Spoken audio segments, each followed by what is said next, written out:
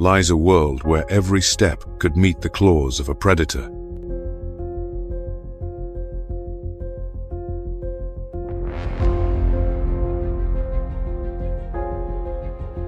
A leopard is approaching silently.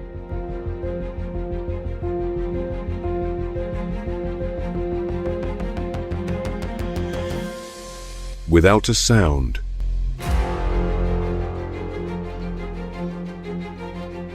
Without mercy. This is not the Amazon rainforest, nor the Serengeti savannah. This is the Miombo, the largest tropical dry forest ecosystem on the planet. And here, nature tells its stories not with light, but with blood quiet and razor sharp. Are you ready to enter a domain where the powerful do not need to speak, only to kill?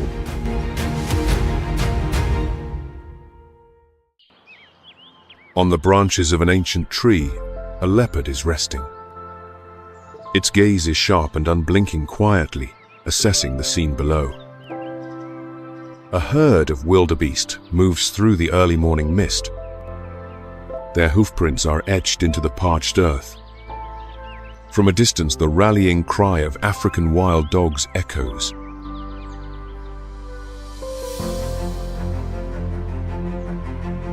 The dry season arrives, pushing even the most resilient antelopes on a desperate search for water.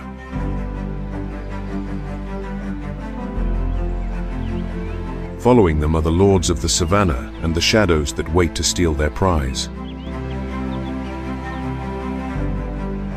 But before the grazers can reach those precious drops of water, a sudden strike from a Nile crocodile can turn the tables in the blink of an eye.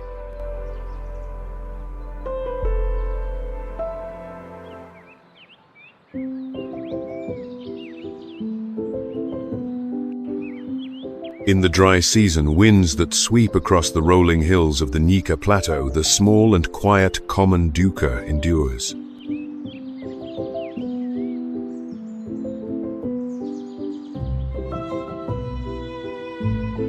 Instead of fleeing far, it executes quick, low dives into the undergrowth, evading predators with astonishing precision and speed.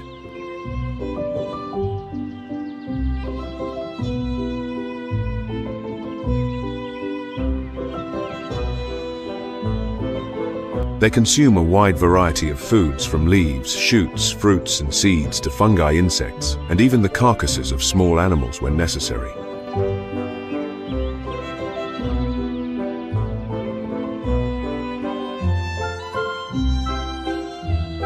When water is scarce, they survive on wild melons and other succulent plants.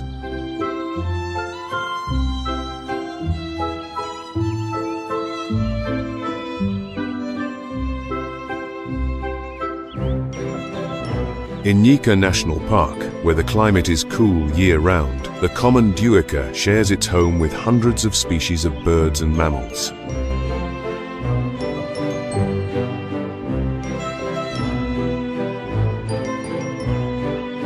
Instead of living in herds, this species chooses a solitary life, marking its territory with scent glands located under its eyes and between its hooves.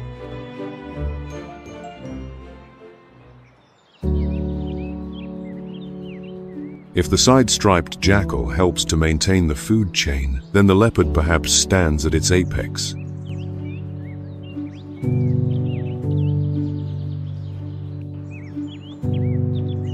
In this national park, they are the most frequently recorded predator, even more so than lions.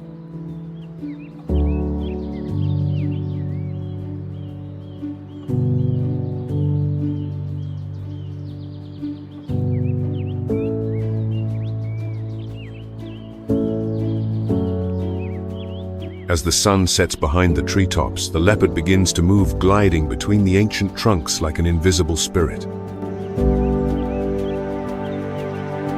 It is a solitary hunter. Its coat, with its rosette-shaped patterns, is the perfect camouflage, allowing it to dissolve into the dappled sunlight filtering through the forest canopy. Every patch of forest, every hillside, is part of its territory, clearly marked, with claw scratches on tree bark and an unmistakable scent.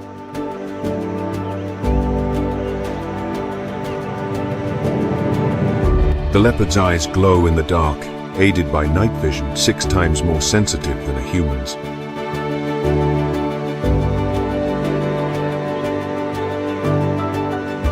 The most difficult part of the hunt is over swift and seamless.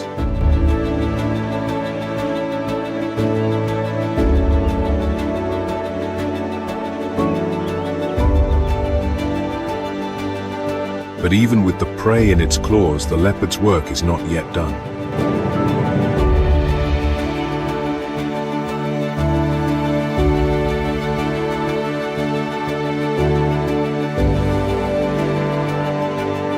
It musters all its strength and agility to haul the carcass high into the branches of a tree.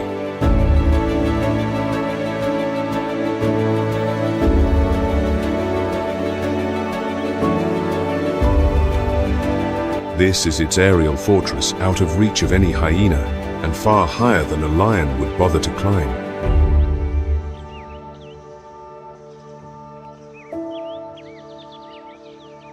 The life of a leopard begins in silence.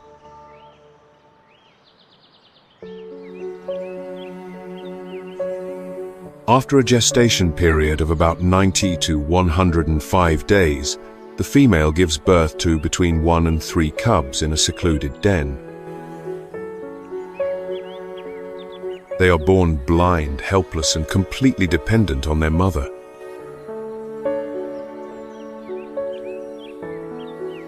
To protect them, their mother frequently moves them from one hiding place to another.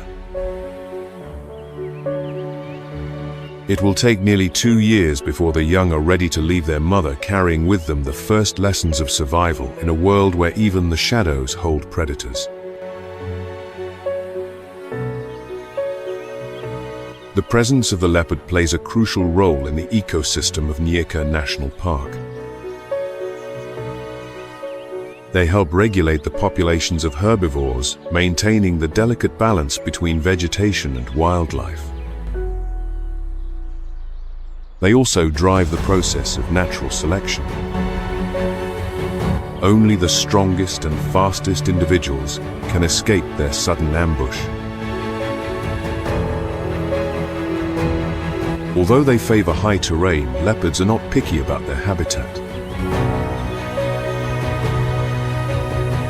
From rainforests to arid savannas, they can thrive anywhere there is sufficient cover and a stable food source. However, this adaptability is now under serious threat.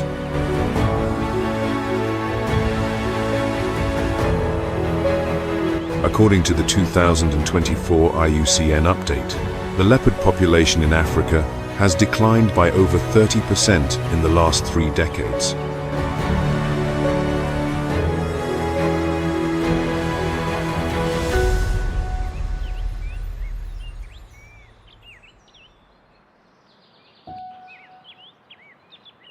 In the early mornings on the Nyika Plateau, as the leopard rests in the canopy, another solitary hunter soars through the sky.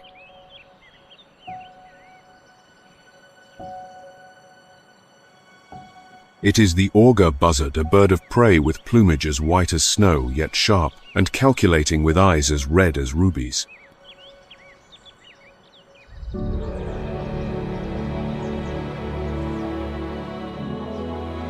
On the vast grasslands of Nyika, the black-shouldered kite survives by absolute precision.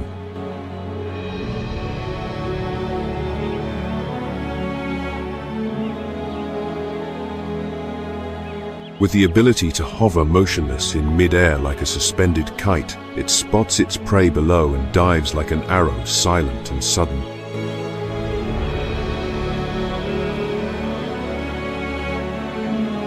Its zygodactyl feet with 2 toes pointing forward and 2 backward, a rare trait among diurnal raptors, give it an unshakable grip. Voles are a favorite meal, making up the bulk of its diet.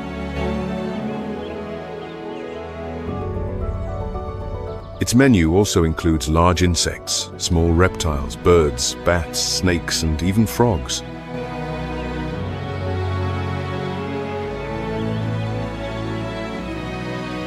By day, this bird usually hunts alone or in pairs.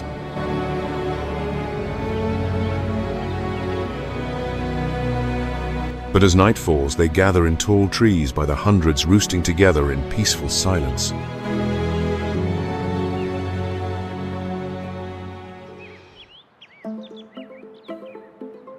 In a land where rain visits for only a few short months, a symbol of power endures.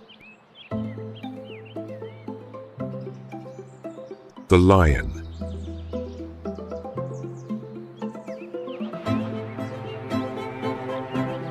They have not survived everywhere, but in Kafue National Park, over 200 individuals still maintain a formidable presence.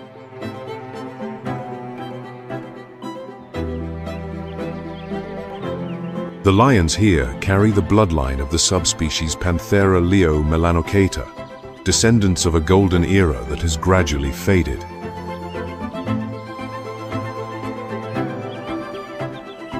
Over the past 50 years, the lion population in Africa has plummeted by 70%, and only places wild enough like Kafue can retain a semblance of that former glory.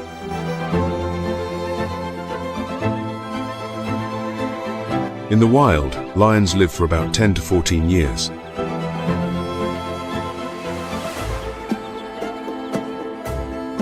But males often do not reach that threshold.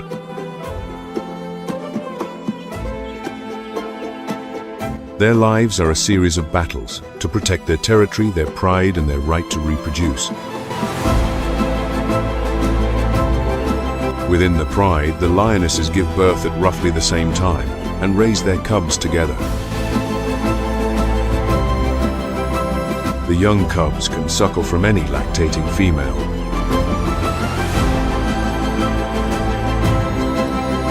But death is an ever-present threat.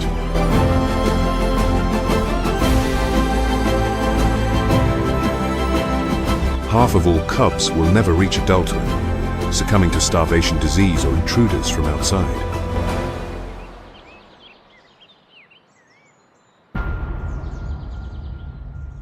On the arid plains, a group of lionesses silently closes in on a herd of antelope.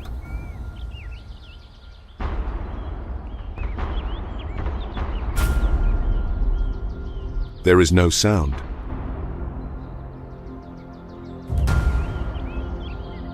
Every step is calculated. They split into multiple directions, surrounding their prey, as if they have rehearsed it hundreds of times.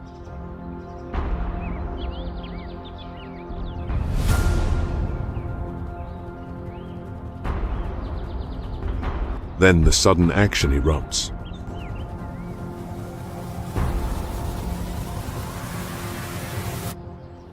One bursts from the grass, muscles coiled, claws sinking deep, her jaws locking onto the prey's throat. It all happens in a matter of seconds. The quiet grassland has now become a battlefield of instinct. The key to their success lies not in individual strength, but in perfect coordination. No single lioness could bring down such large prey on her own. But when they act together, they become an unbeatable force.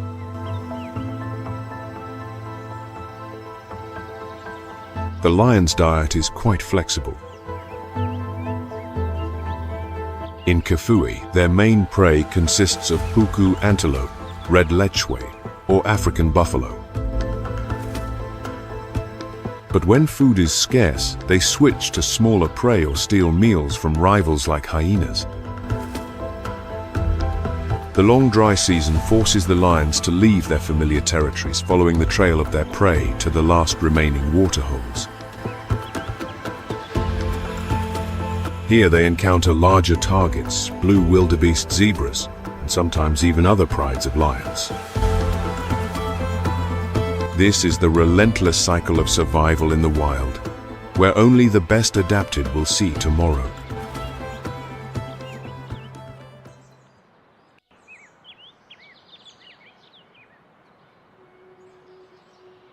Unlike other plains zebras, the Burchell's zebra in Kafue National Park has unique shadow stripes, faint markings that act like fingerprints distinguishing each individual.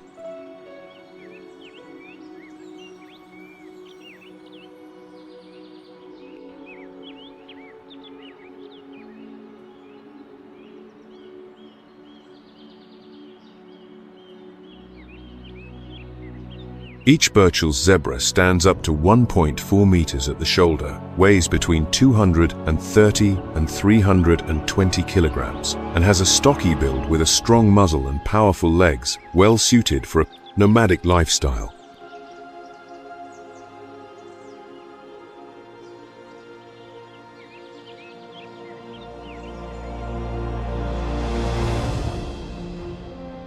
They live in harems where a single stallion leads a group of females and their young.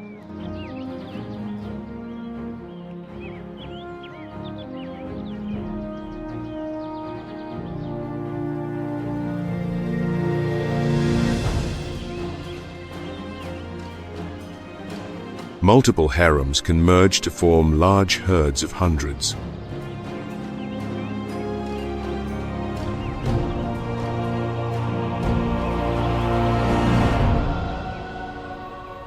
The Burchell zebra does not adhere to a strict breeding season, though birth rates tend to increase during the warm, wet months.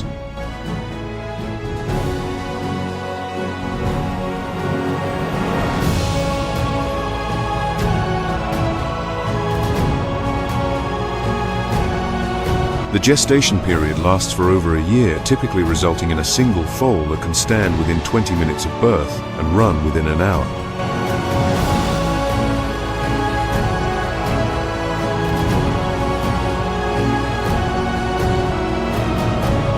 Water is essential for their survival, so they rarely venture more than 10 to 12 kilometers from a reliable water source.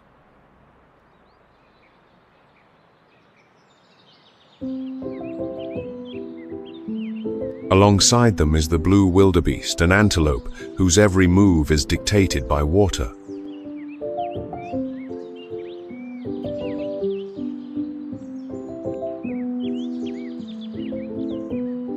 The name wildebeest means wild beast, a term coined by early Dutch settlers who were struck by its untamed appearance.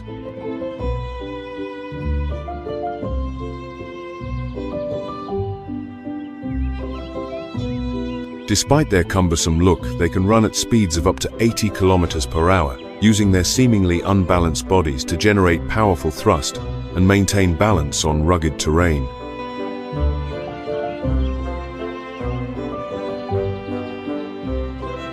With no single leader, the wildebeest herd moves by collective intelligence.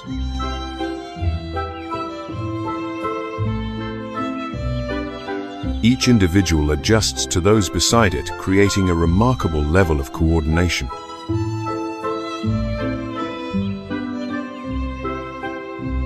Unlike the more generalist feeding zebra, the wildebeest is a specialized grazer, equipped with a wide muzzle and strong incisors designed to clip short grass close to the ground.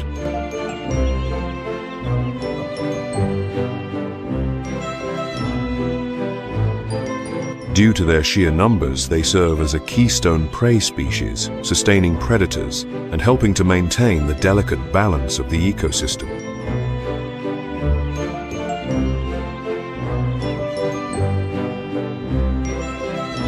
As weaker or injured individuals are taken down, the predators not only find their next meal, but also inadvertently perform a form of natural selection.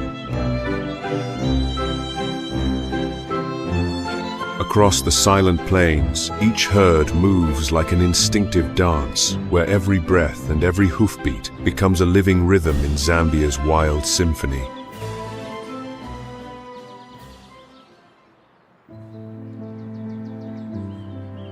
As the morning light spreads across the vast plains of Kafue National Park, dappled figures like living paintings begin to stir.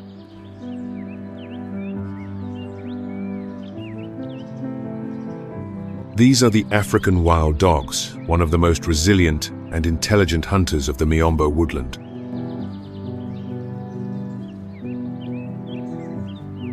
With their distinctive coats blending patches of black, brown, white, and yellow, each individual bears a unique pattern, making them easily recognizable to one another within the pack.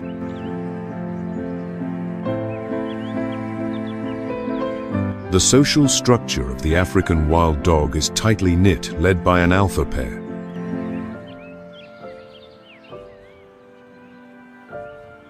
Only the alpha pair reproduces, but the entire pack participates in caring for the pups, from protecting them to providing food. As the sun's intensity softens a pack of African wild dogs, the most efficient hunters on the savannah prepares for the chase.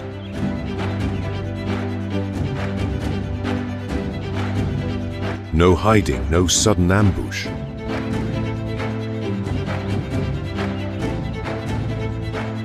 Their strategy relies on endurance, speed, and an unbreakable team spirit. Leading the charge is a mature individual.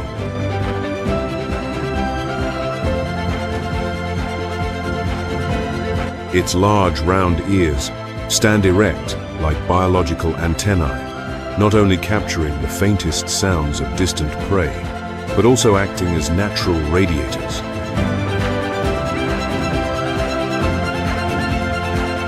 Behind it, the rest of the pack, over 10 individuals, moves in sync, each with long legs and a lean body built for acceleration and sustaining speeds of up to 60 kilometers per hour.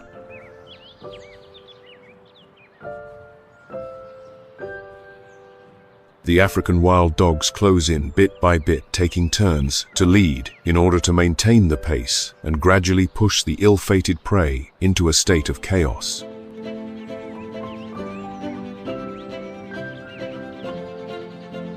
Finally, when the prey's strength is exhausted, it stumbles and collapses.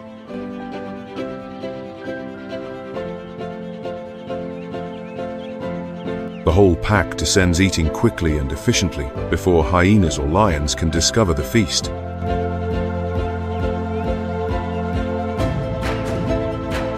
Once their bellies are full, the adult dogs return to the den, where they regurgitate partially digested food to feed the pups and any individuals who are injured or unable to join the hunt. A rare glimpse of altruism in the wild world, as if in the harshness of nature a trace of compassion remains. However, this species faces a number of serious challenges. According to the latest estimates, only around 6,000 African wild dogs remain in the wild, with only about 1,400 of them being adults. The African wild dog plays a critical role in the ecosystem, helping to regulate herbivore populations and maintain ecological balance. Their existence is a testament to the complexity and fragile harmony of the African wilderness.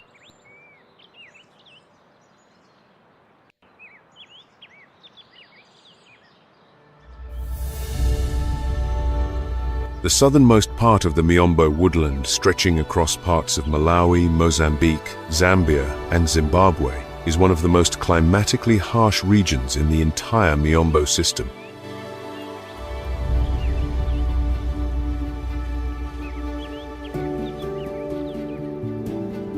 With an average annual rainfall of just 600 to 1,000 millimeters, the southern Miombo receives the least precipitation of the three main subdivisions of the Miombo ecosystem.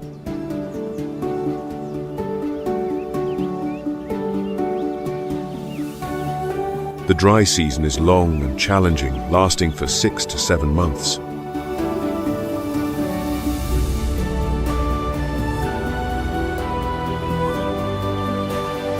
During this time, daytime temperatures can soar to over 35 degrees Celsius, while winter nights can drop below 10 degrees Celsius.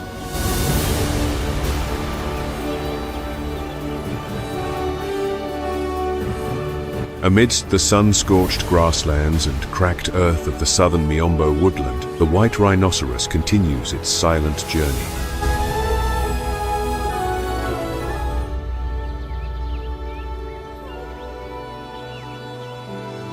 The name white has nothing to do with its color.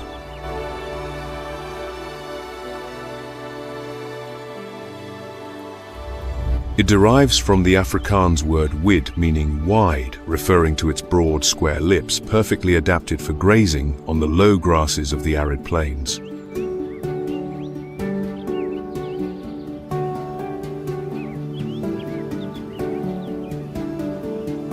Weighing up to 2,500 kilograms in males, the white rhino is the second largest terrestrial mammal after the elephant.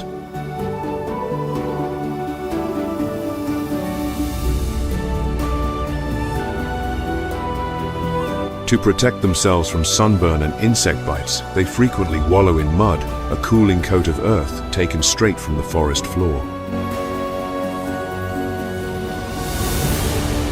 Unlike the solitary black rhino, white rhinos live in small groups, often consisting of a mother and her calf, while adult males maintain separate territories.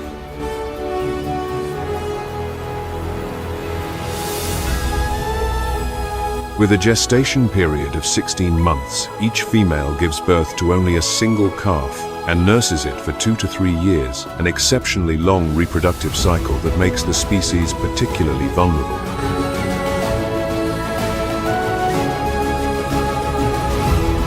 By the end of 2024, it was estimated that approximately 17,400 southern white rhino individuals remained in the wild.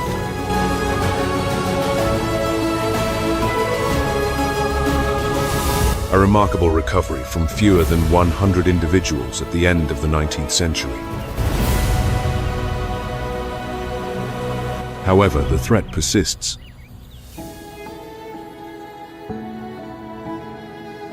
"586 individuals were lost in 2023, alone hunted for their horns, which are made of keratin, the same substance as human fingernails.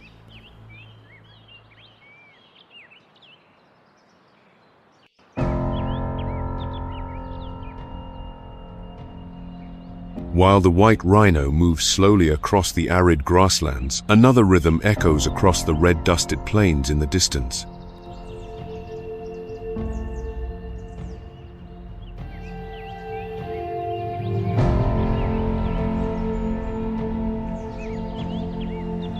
The tsessebe antelope dashes through the wind and sun on long legs and a slender body.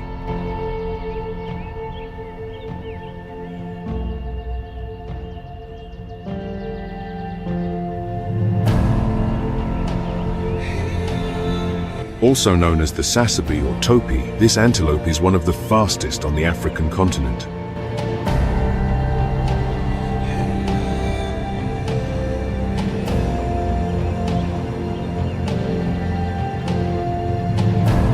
They are ecological pioneers, often the first to arrive in newly burnt areas.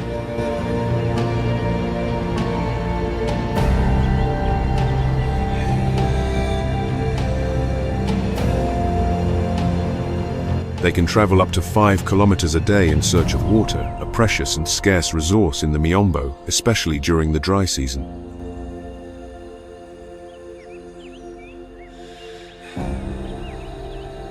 The tsessebe is also known for its curiosity.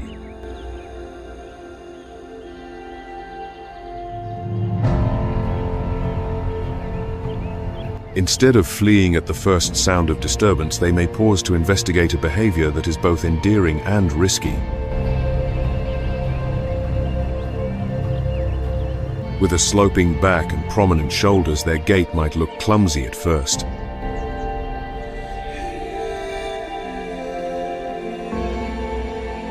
However, the tsessebe can reach speeds of 80 to 90 kilometers per hour and maintain high speeds over long distances.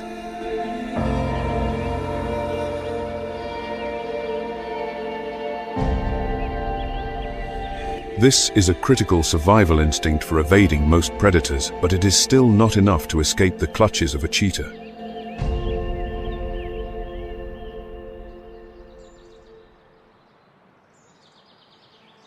As the fastest land animal, the cheetah is also one of the most vulnerable creatures in this ecosystem. Its evolutionary journey spans millions of years, starting with ancient ancestors that first appeared in North America before evolving and spreading across Asia and Africa.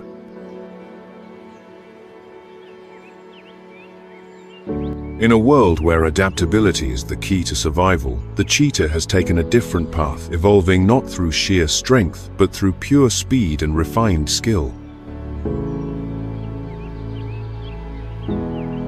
Females tend to live alone unless raising cubs.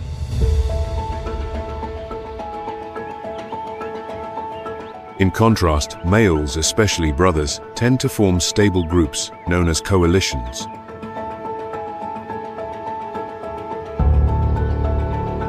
Ahead, an antelope appears. Suddenly, its spine coils like a compressed spring, and the cheetah launches forward. In an instant, it accelerates from 0 to nearly 100 kilometers per hour in just 3 seconds.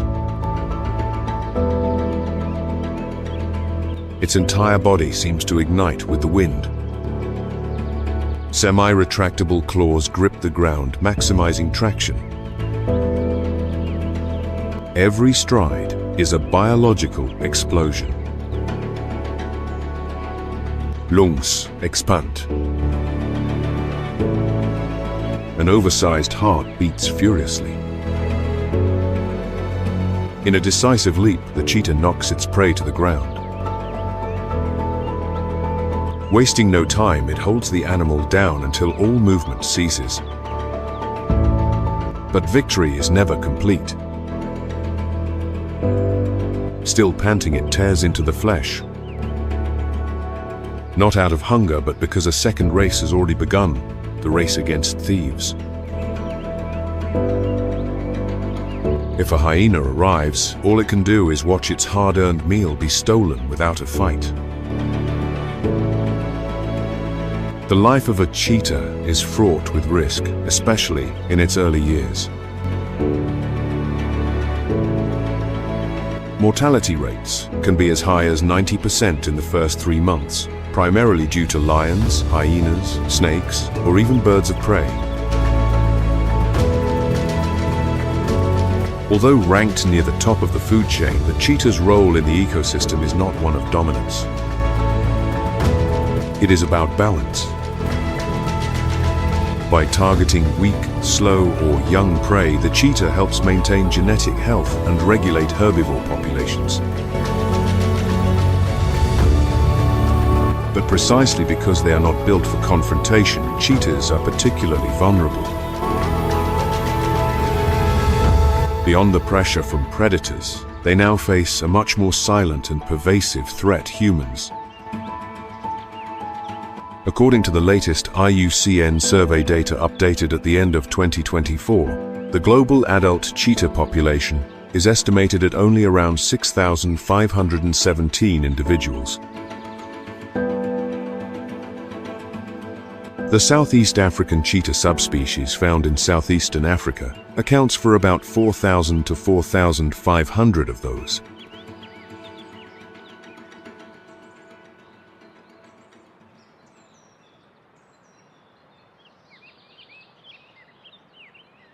High in the skies of the Miombo woodland, a large bird soars silently through the air. With a wingspan of nearly 3 meters and piercing eyes, the lappet-faced vulture appears as a silent sentinel at the threshold between life and death in this wilderness. The lappet-faced vulture is the sole representative of the genus Torgos, an ancient branch of the Accipitridae family. Through millions of years of natural selection, this species has adapted perfectly to harsh environments like the Miombo. In contrast to its silent presence in the sky on the ground, the lappet-faced vulture is a formidable force. With a large, curved beak, powerful enough to tear through the toughest hides and sinews, it opens the way for dozens of smaller scavenger species to feed.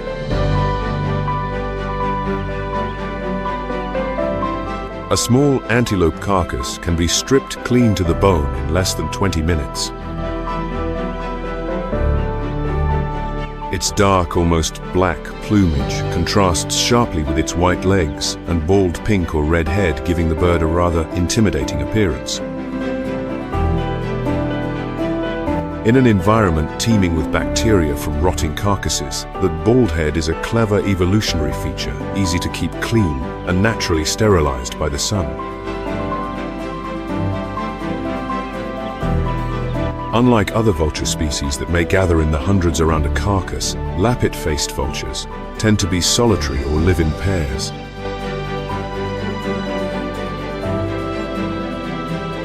They form long-term monogamous bonds and choose tall trees like acacia for nesting. Each breeding season they lay only a single egg, which is incubated for around 55 days. The chick takes up to 125 days to fledge and will not reach breeding age until around 6 years of age. A slow and fragile life cycle in an unpredictable wilderness. Their diet is not limited to carrion. When necessary, they can hunt small animals, nestlings, reptiles, large insects, and have even been recorded raiding flamingo nests for eggs and chicks. Contrary to popular belief, they do not locate food by smell. With extraordinary eyesight, they can spot a carcass or unusual movement from an altitude of over 1,000 meters.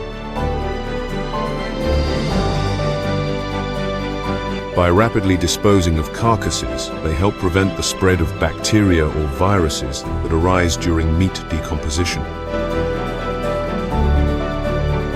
But that ecological strength does not make them immune to danger.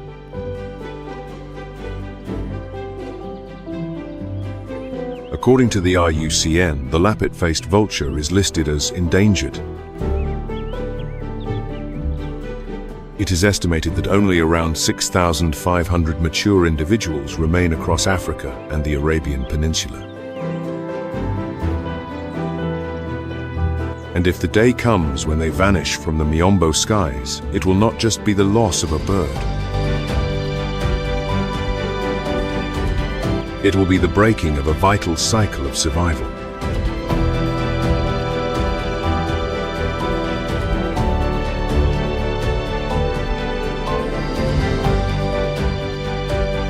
In contrast to the harsh conditions of the far south, the eastern Miombo woodland, situated in northern Mozambique, southern Tanzania, and southeastern Malawi, offers some of the most favorable climatic conditions in the entire Miombo ecosystem.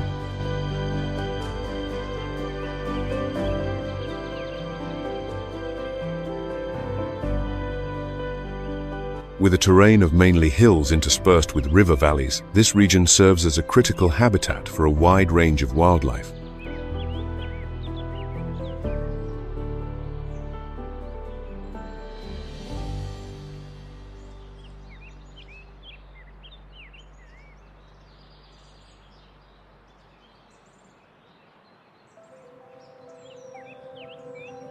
Contrary to the peaceful facade, the eastern Miombo presents each morning beneath the still surface of the water. A Nile crocodile lurks with chilling patience.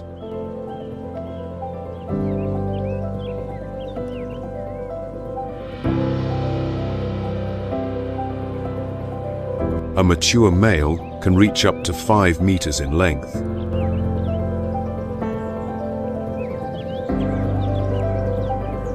Their thick skin is reinforced with bony plates, helping them withstand bites, impacts, and even the claws of potential attackers.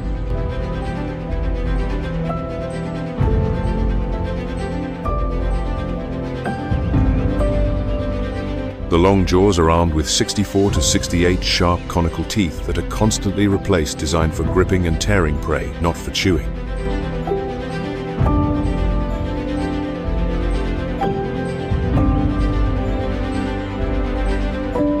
The Nile crocodile does not favor unnecessary movement.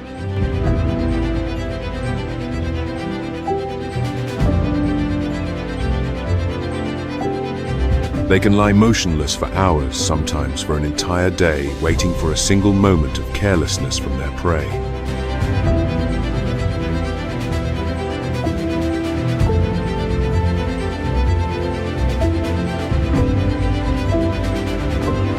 Then suddenly the massive body launches out of the water like a spear.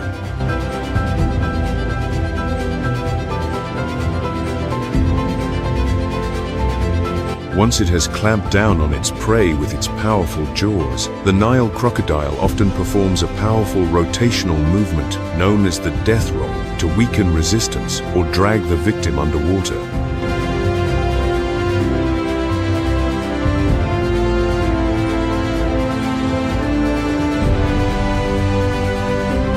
Their diet is almost limitless.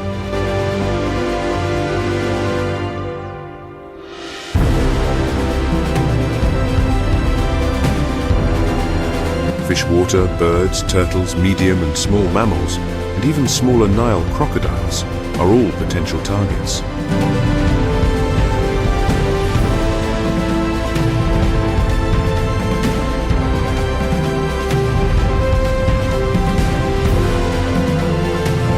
Nile crocodiles can live for up to 70 years in the wild, and in rare cases over 100 years in captivity.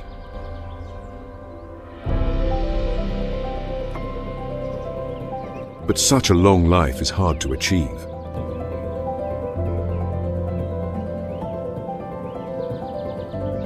Newly hatched young are extremely vulnerable.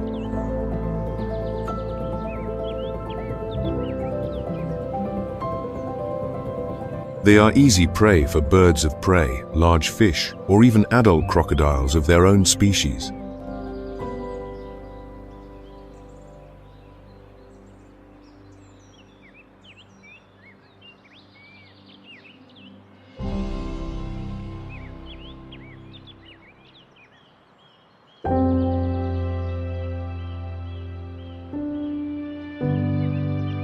In waters that seem quiet but hold more than meets the eye, another creature just as large and formidable as the Nile crocodile silently asserts its presence.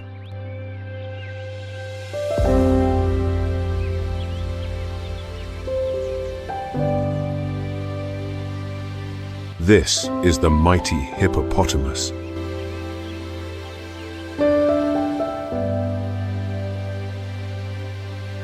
Not a predator nor a symbol of agility, the hippopotamus is nevertheless one of the largest terrestrial mammals on Earth.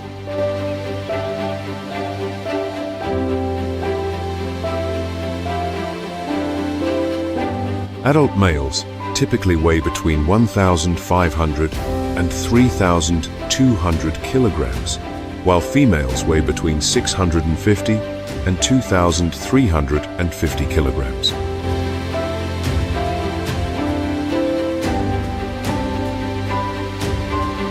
Despite their enormous size, they lead a semi-aquatic life, spending their days quietly submerged in water, only emerging at night when they truly come alive.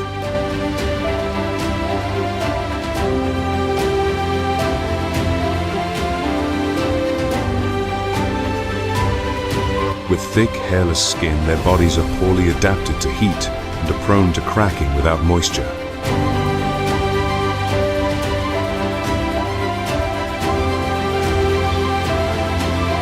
That is why they spend almost the entire day submerged in cool water.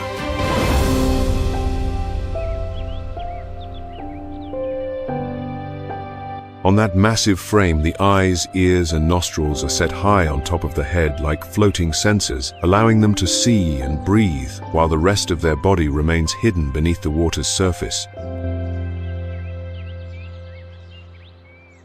The physiology of the hippopotamus is full of oddities.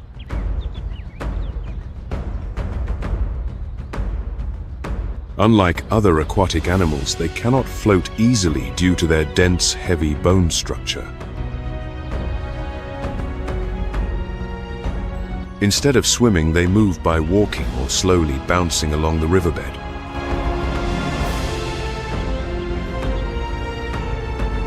At night, they come ashore and begin their search for food.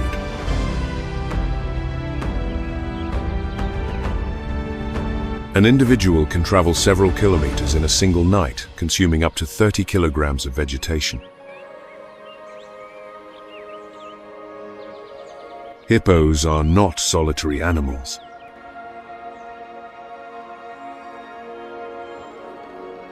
They gather in groups called bloats, which can number up to 30 individuals. These social structures typically consist of females and their young under the rule of a dominant bull. This male defends a stretch of river as his territory. Such battles can last for hours and inflict serious wounds. Armed with massive jaws and tusks, up to 50 centimeters long, they use these formidable tools for defense and territorial dominance. Their natural lifespan extends to around 45 years in the wild and can exceed 60 years in captivity. Hippos are natural ecosystem engineers.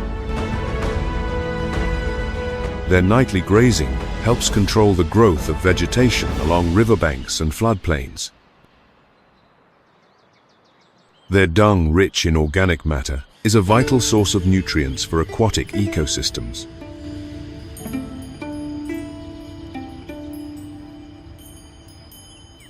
The eastern Miombo woodland has more giants to discover.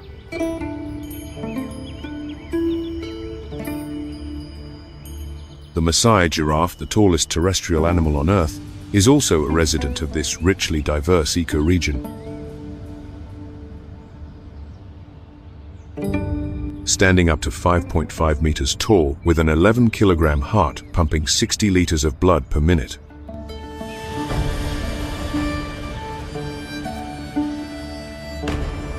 Their powerful bodies move with surprising grace, capable of reaching speeds of up to 60 kilometers per hour when needed. Their coat, with its maple leaf-shaped brown patterns edged in yellow, extending down to their ankles, is their most recognizable feature.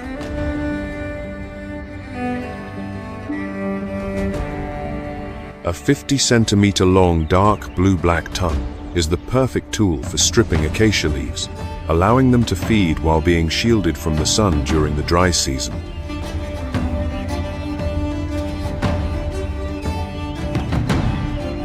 Despite their gentle nature and towering size, males often engage in ritualistic battles known as necking, which leaves noticeable bumps on their ossicones or skin-covered horns.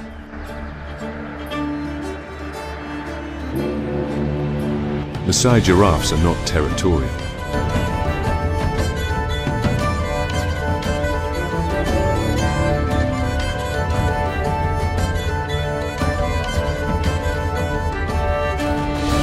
They live in fluid groups of 10 to 20 individuals, mainly composed of females and their young.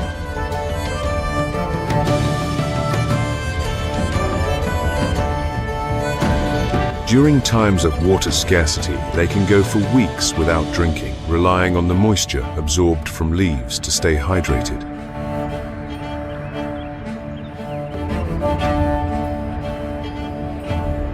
Maasai giraffes sleep for only 5 to 30 minutes a day, usually in short naps lasting just 1 to 2 minutes, and sometimes even while standing.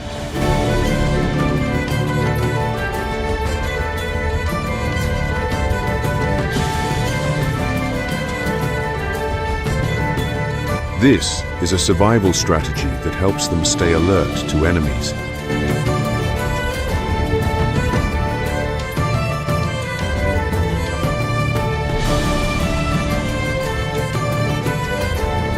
By feeding on the highest leaves, Maasai giraffes help manage the canopy, stimulating the growth of vegetation below and creating natural pathways used by many other species.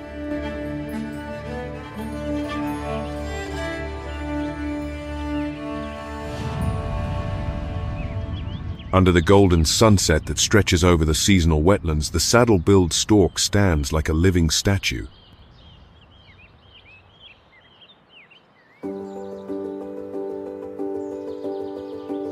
With a height of 1.5 meters, a wingspan of over 2.7 meters, and a vibrant red bill with a black band and a yellow saddle near the base. The saddle-billed stork is one of the largest and most recognizable storks in Africa.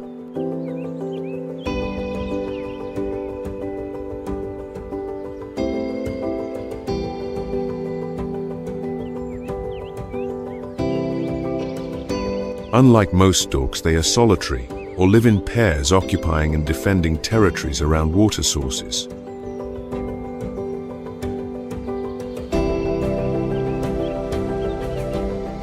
They move slowly and deliberately, stepping gently through shallow pools without disturbing the muddy bottom.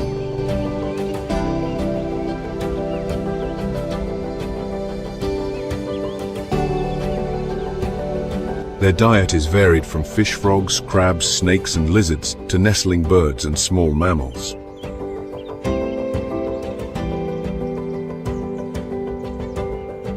Despite their striking appearance, saddle-billed storks are remarkably quiet.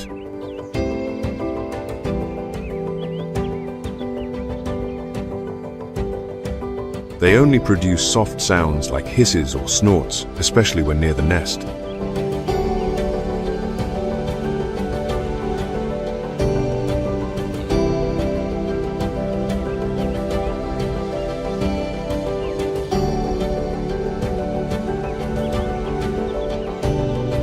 If the saddle-billed stork is a vibrant, eye-catching stroke in the wetland painting, the grey heron is its complete opposite.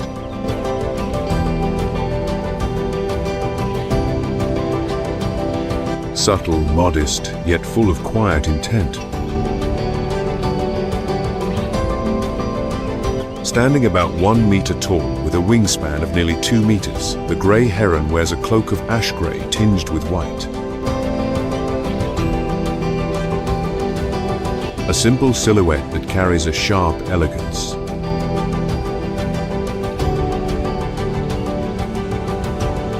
A long black crest extends from its eye to the back of its neck, and its shaped neck is its primary hunting weapon. No chase is necessary.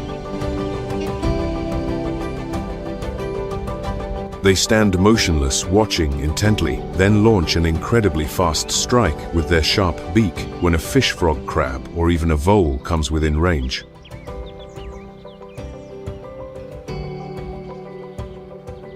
The ability to eat a wide variety of prey allows the grey heron to thrive in temporary wetlands that appear for only a few weeks each year in the Miombo.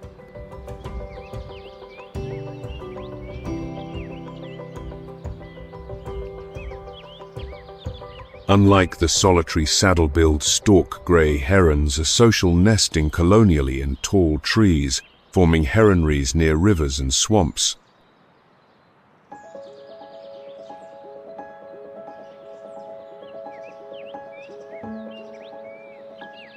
Their nests can reach up to 1 meter in diameter and are reused year after year.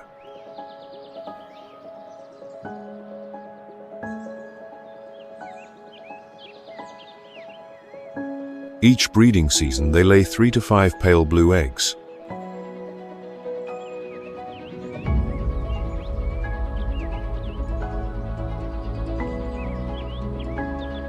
When not hunting, the grey heron glides effortlessly with broad wings, and its neck retracted in shape, a flight posture that distinguishes it from many migratory birds.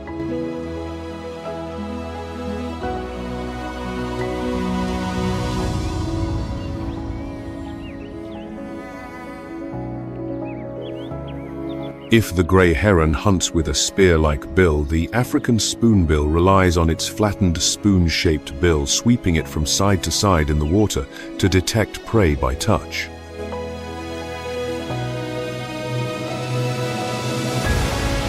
Its grey-blue bill rimmed with red, its bright red legs, and its pure white plumage create a look that is both simple and striking. That spoon-shaped bill is a finely tuned survival tool used in a behavior known as scything, a sweeping motion across shallow water to locate fish, shrimp, larvae, and aquatic insects.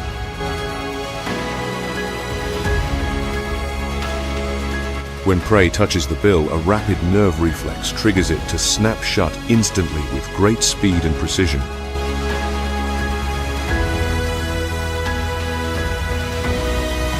Unlike many solitary wading birds, spoonbills are social, especially during the breeding season.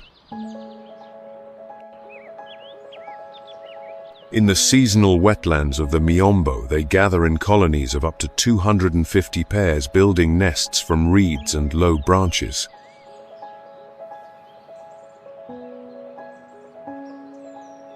The chicks are fed regurgitated food from their parents' throats because their characteristic spoon-shaped bills are not yet fully developed.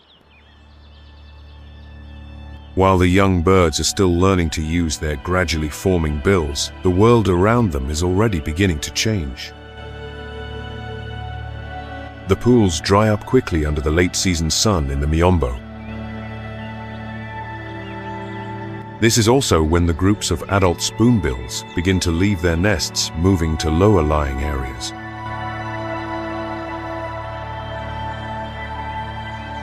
Without a fixed migration pattern, they follow the changing rhythm of the weather and the landscape. The spoonbill does not ask for much. Just a few dozen centimeters of water, a low bush, and a few small creatures to survive. But preserving that simple life means protecting the complex ecological structure on which it depends.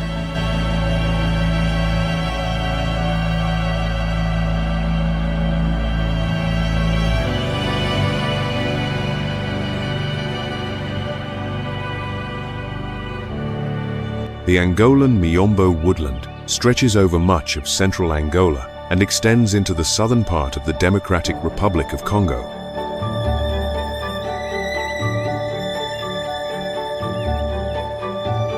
A rainy season from November to March sustains the rich biodiversity of this ecosystem.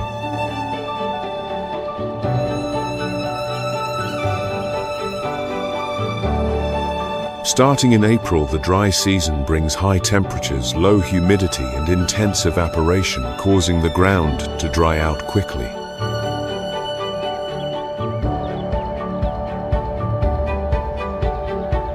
This is the most challenging time of the year.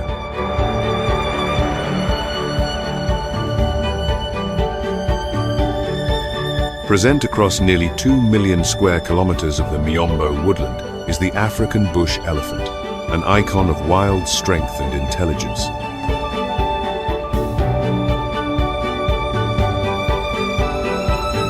Standing up to 3 meters tall and weighing over 6,000 kilograms, it holds the title of the largest living terrestrial animal on Earth.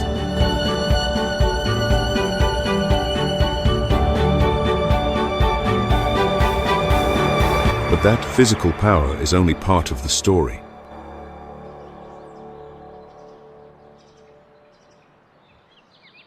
What has truly enabled it to survive through the centuries is its extraordinary ability to adapt to the ever-changing challenges of nature.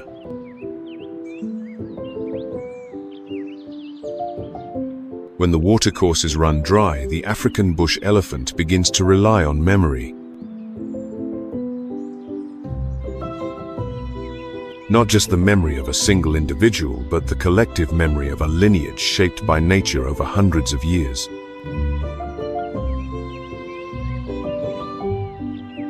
Memory is considered one of their most crucial survival skills.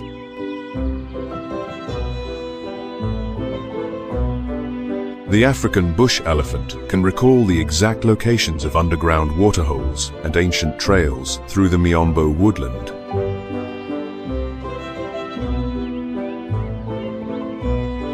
The herd follows paths passed down through generations. There, their tusks become natural tools, helping them dig deep into the parched earth to uncover hidden water sources. A single adult elephant consumes an average of up to 150 kilograms of vegetation per day. By breaking through dense vegetation, creating paths through the forest, and dispersing seeds through their dung, they create opportunities for hundreds of other plant species to regenerate. However, survival depends not only on how much an elephant can eat or its ability to find water. It also depends on a body perfectly adapted to its environment.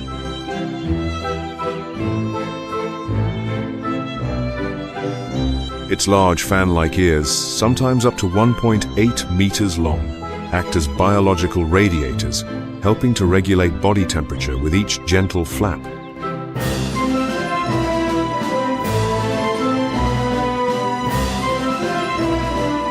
Its trunk, a fusion of nose and upper lip, containing over 40,000 muscles, is not just a tool for drinking and foraging, but also an expressive instrument for emotion and communication.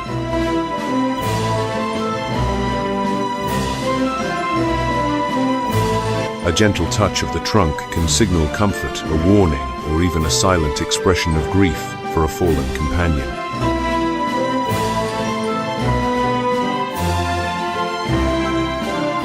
The social structure of the African bush elephant is distinctly matriarchal.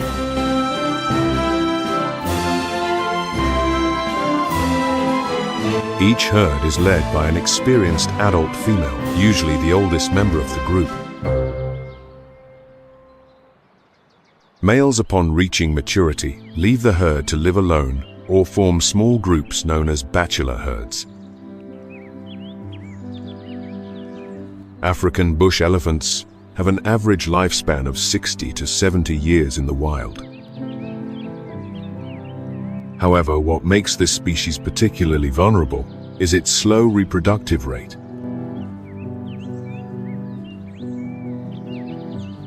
With a gestation period of up to 22 months and an interval of 3 to 6 years between births, even small environmental changes or human impacts can lead to severe population declines.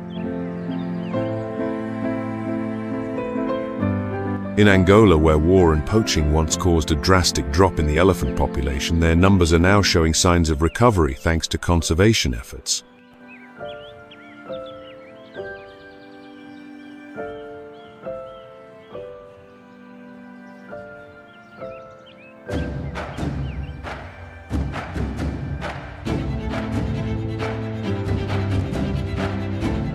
As the African elephant strides like a wise elder, the sable antelope follows like a young warrior, humble yet sharp and ready to charge forward.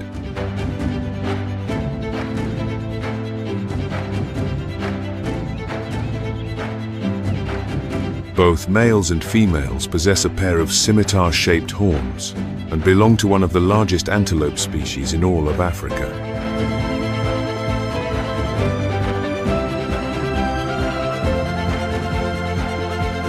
A mature male stands about 140 centimeters at the shoulder and weighs approximately 235 kilograms.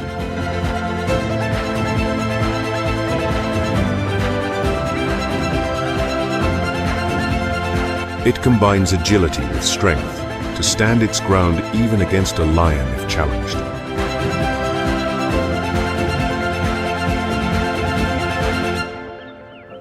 The sable antelope primarily grazes, but they also browse on leaves and lick soil and bones to supplement their mineral intake.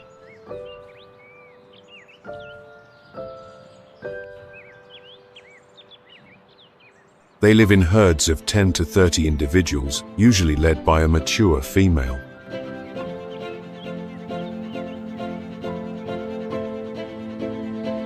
Young males leave the herd around the age of 3, joining bachelor groups before competing for their own territories.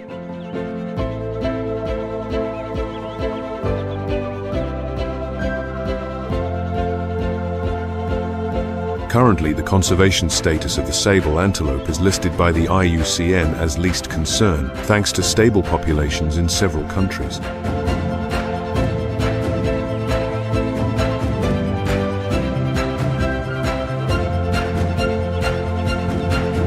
However, some subspecies like the giant sable antelope endemic to Angola are listed as critically endangered, with fewer than 150 individuals remaining in the wild as of 2024.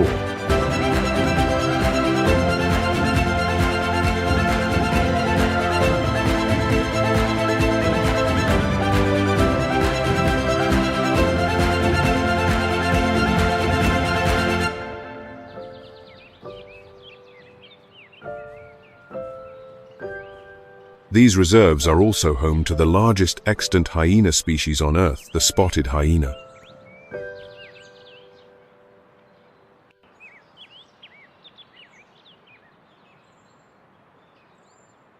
Although their appearance might lead some to associate them with dogs, they are actually more closely related to cats, civets, and mongooses.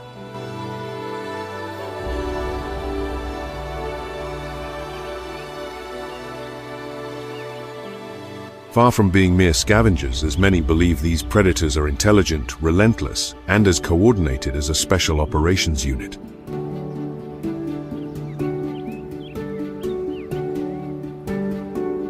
A single whoop echoes through the air, deep, long, and carrying far like a summons. The whole clan moves, closing the circle.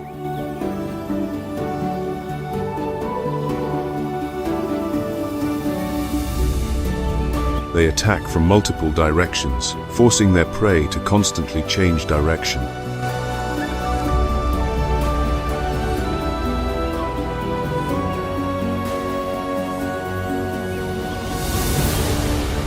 Unlike the cheetah, which relies on sudden bursts of speed, the spotted hyena leverages its stamina, maintaining a steady pace of about 10 kilometers per hour for hours on end.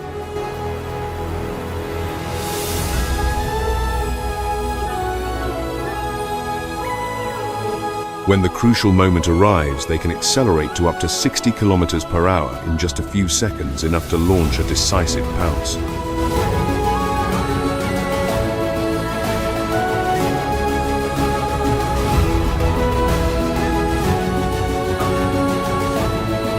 The spotted hyena may not have the regal stature of a lion, but do not let its appearance deceive you.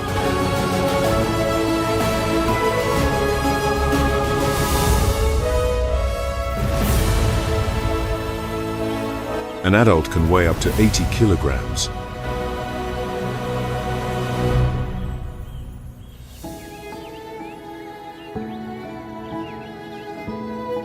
It is equipped with powerful jaws that deliver the strongest bite force of any terrestrial mammal relative to its body size.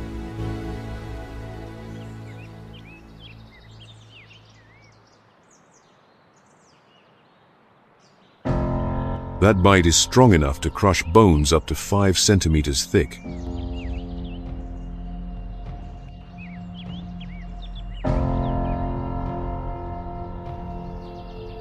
The society of the spotted hyena is considered one of the most complex social structures in the mammalian world.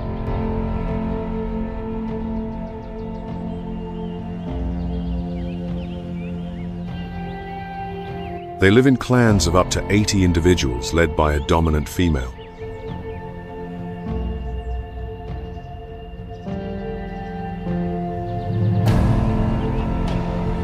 This matriarchal system dictates the entire hierarchy of the clan.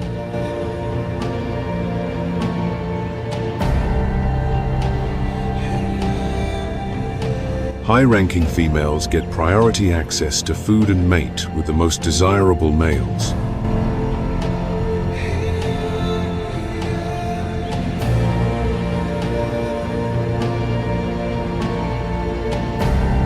Spotted hyenas are not just skilled hunters, they also act as invisible coordinators in a dynamic ecosystem.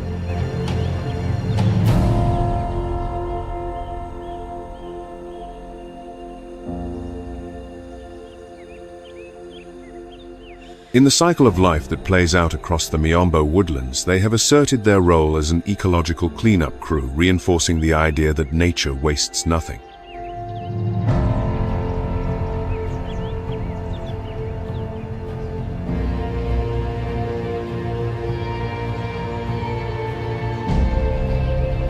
The Angolan Miombo woodland is not just home to giants. As the golden hues of sunset wash over the slender tree trunks, the caracal moves with grace, almost gliding through the air. The name caracal comes from the Turkish word karakulak, meaning black ear. An identifying feature that is both a biological marker and a clever camouflage tool. The caracal does not need a massive frame to be an effective hunter. Its reddish-gold coat blends perfectly with the dappled light of the Miombo. Meanwhile, its ears, each controlled by more than 20 muscle groups, can rotate 180 degrees, allowing it to pinpoint prey from the slightest sound. Capable of leaping up to 3 meters high, it can catch birds right in mid-air, thanks to its spring-like hind legs. The caracal is a silent ecological filter removing sick or weak prey, which helps maintain population health and balance in the food chain. For all its incredible biodiversity, the Miombo is bearing deep scars. According to research by the Worldwide Fund for Nature, over the past 40 years, nearly 30% of the Miombo woodland has been lost, shrinking from around 2.7 million square kilometers down to just 1.9 million. The main causes are deforestation for agriculture, logging, and charcoal production. These livelihoods support millions of local people, but they also strike hard at the heart of this fragile ecosystem. Climate change is exacerbating the situation. Scientists warn that if global temperatures rise by 4.5 degrees Celsius, over 90% of amphibians, 86% of birds, and 80% of mammals in the Miombo could disappear. Illegal hunting, especially for rhino, horn, and ivory, is also a major threat to this unique environment. But amidst the quieting forests, efforts to restore them are quietly taking root.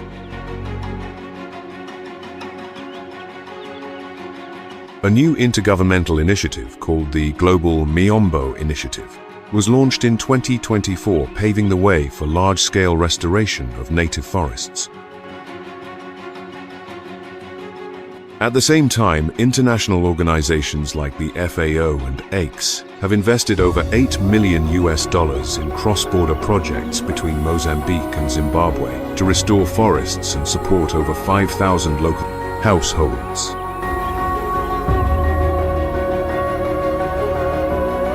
In another corner of the Miombo, millions of saplings planted by the Eden Reforestation Projects not only hold soil and water, but also bring life back to areas once ravaged by extraction.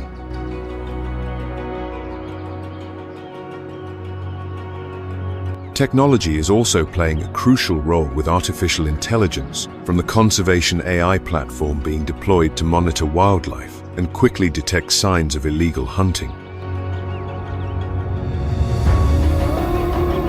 At Nature Moment, we believe that every moment you watch is a bridge to nature.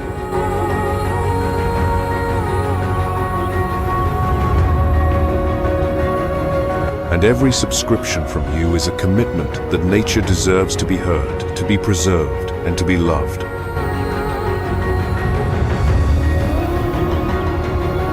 If you believe in the power of these reviving forests, please subscribe to join us in continuing to tell these unfinished stories.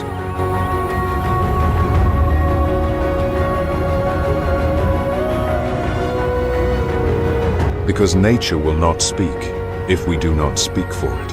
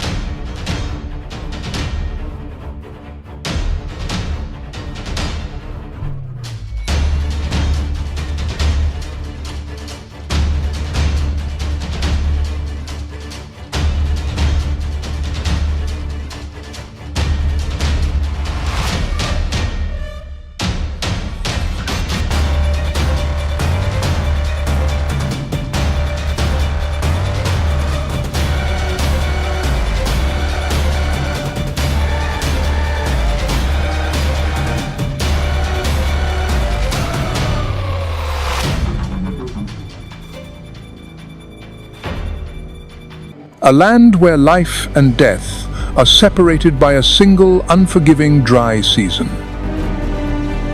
Zakouma. In the burning heart of the Sahel, where nature is besieged by poaching and a brutal climate, there remains a fortress of the wild that has not surrendered. There was a time when Zakouma almost fell. But through relentless effort, life has returned. Zakouma has survived. But for how much longer?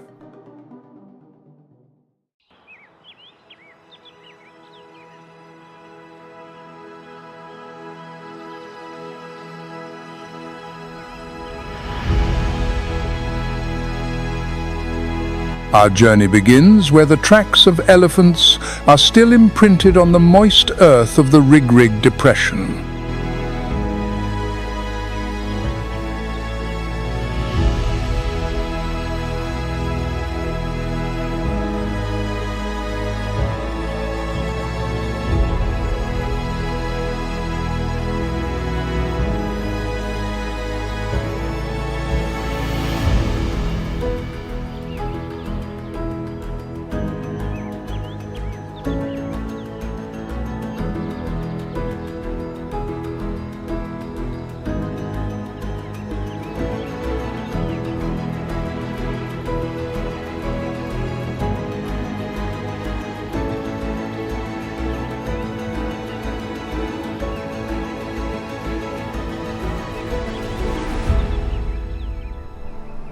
Lying in southeastern Chad, some 800 kilometers from the capital N'Djamena, Zakouma covers an area of 3,049 square kilometers.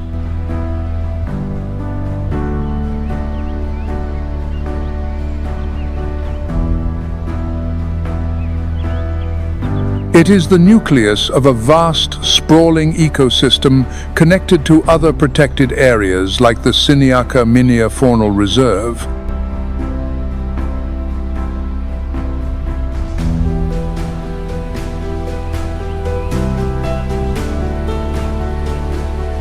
Established in 1963, it is Chad's oldest national park.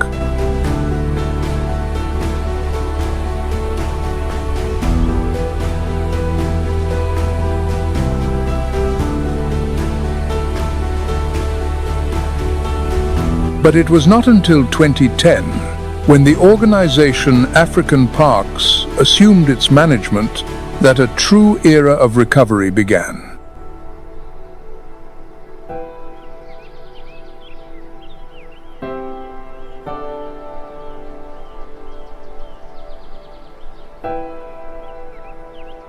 The landscape of Zakouma is defined by two distinct seasons.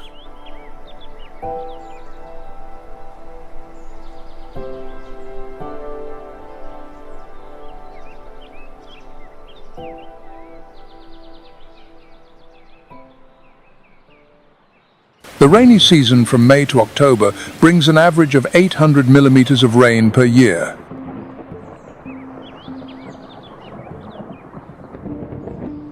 But when the dry season arrives from November to April, temperatures can soar to 40 degrees Celsius.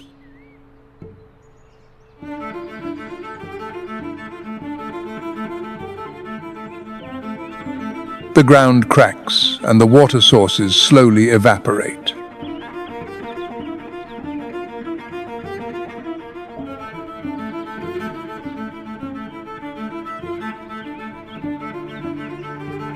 The hills and semi-desert regions are among Zakouma's most unforgiving.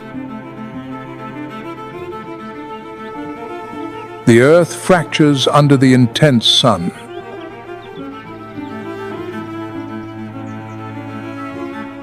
Life does not disappear, but chooses to conceal itself.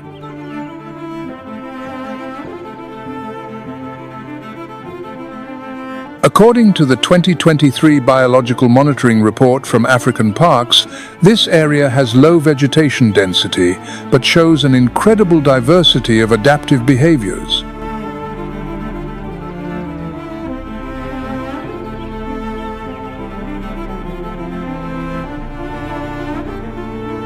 The Zakuma Hills are a region of ancient sedimentary rock, an ideal refuge for nocturnal animals and birds seeking shelter from the sun.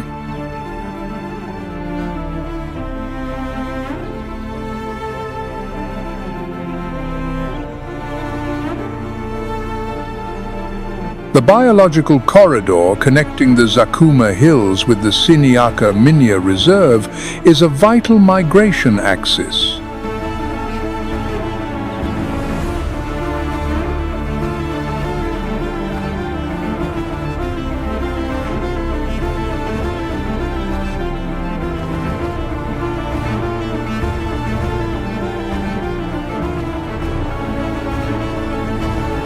Following their reintroduction, some individual black rhinos have made this region their home, drawn by the low vegetation and open space.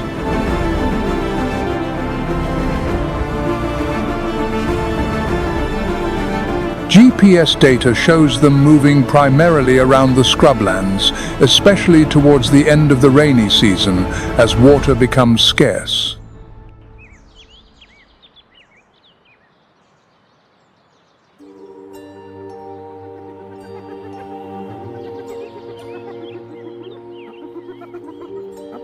As the heat of the day subsides, another creature begins its silent journey of survival.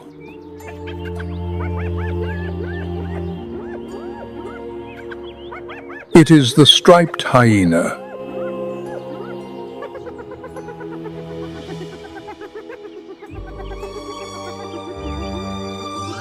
With its pale gray coat and the dark stripes running down its body, it moves slowly through the low grasses.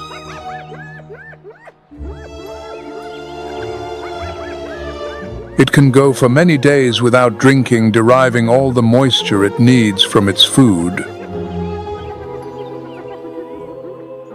Its immensely powerful jaws can crush the thickest bones, a true artist of natural recycling.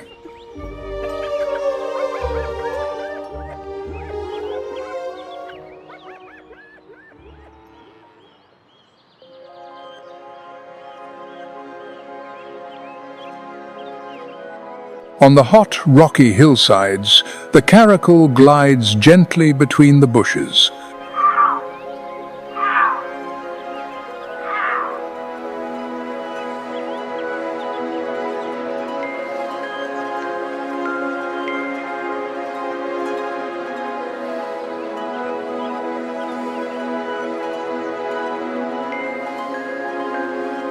Weighing between 8 and 14 kilograms, the caracal is distinguished by its phenomenal hunting skill.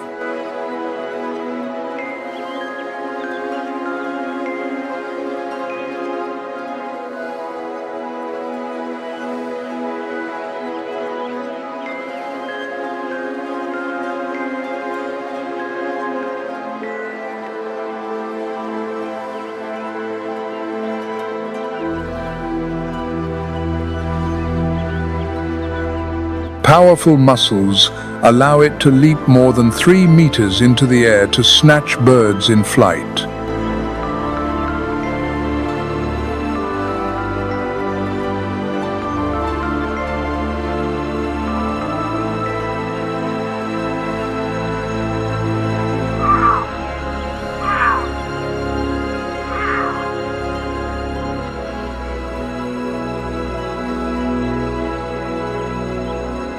Its long ears, tipped with black tufts, help it to locate prey by sound with astonishing accuracy.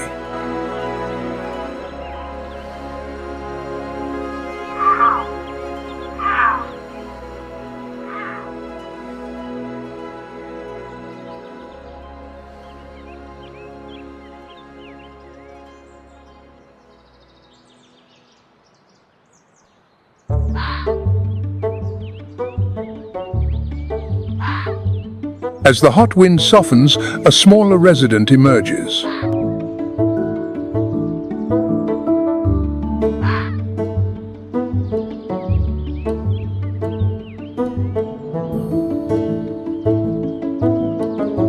The fennec fox, a tiny creature of remarkable adaptation.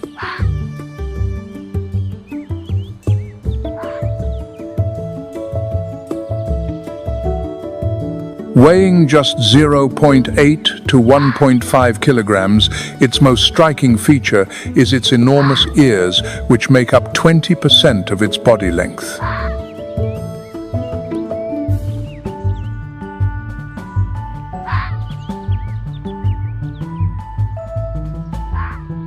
These ears not only help it to dissipate heat effectively, but can also hear the sound of prey moving beneath the sand.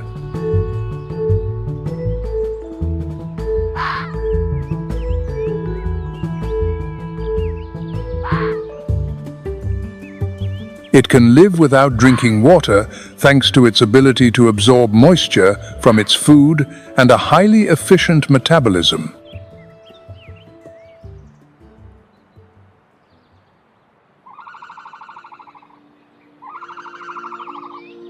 Against the golden sand, common ostriches stride with purpose.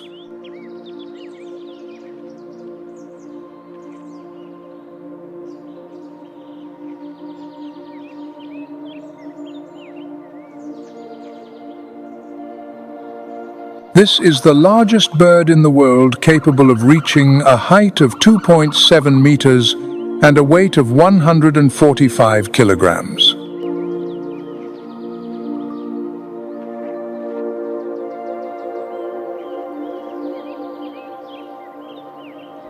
With long, powerful legs, the ostrich can run at speeds of up to 70 kilometers per hour to escape from predators.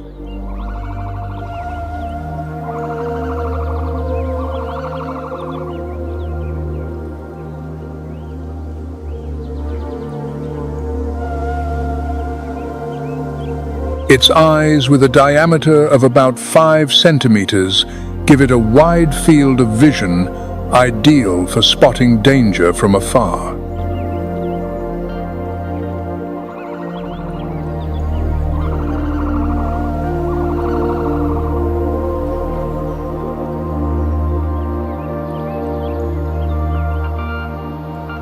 They are omnivores, playing a vital role in controlling vegetation growth and serving as a food source for carnivores.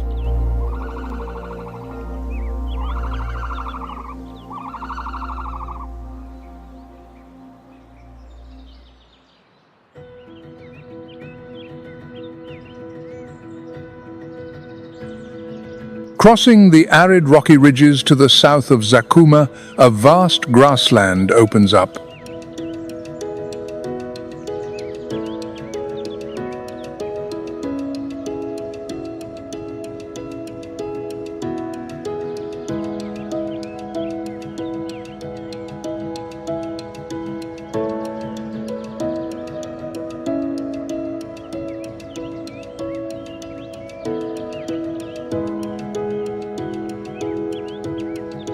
This is the most dynamic ecological heart of the national park.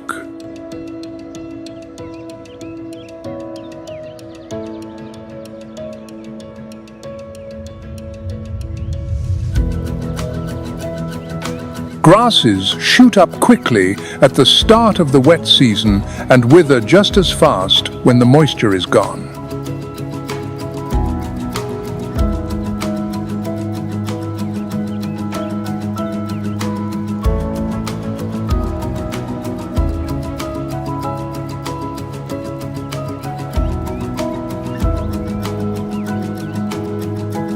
That brief period is the foundation for an entire ecosystem.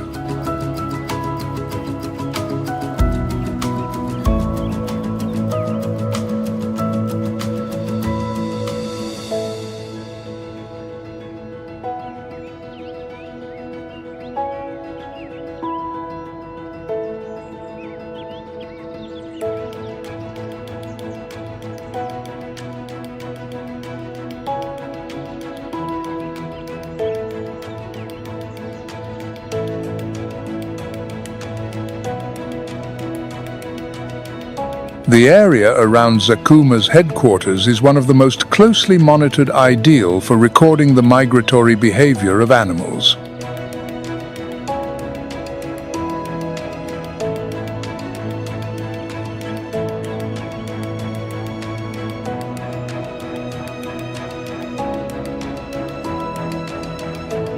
Meanwhile, the area around Camp Nomade in the southeast retains its raw, primordial character.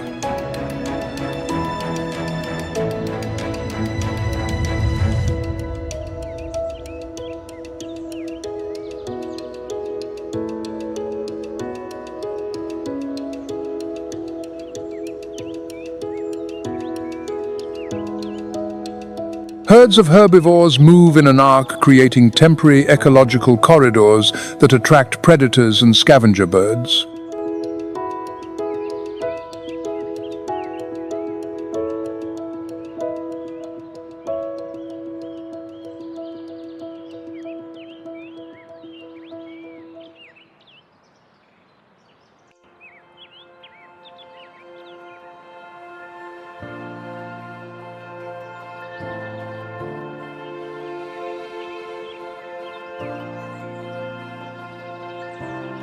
Amidst the scattered acacia trees, the majestic silhouette of the Kordofan giraffe appears.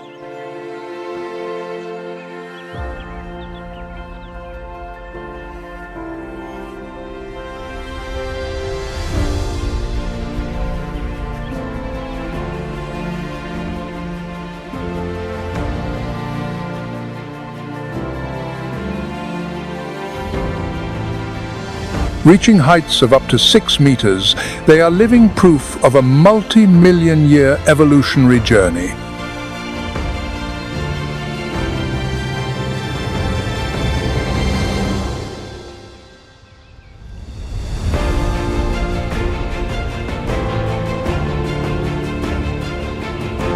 Only around 2,300 individuals now remain in the wild.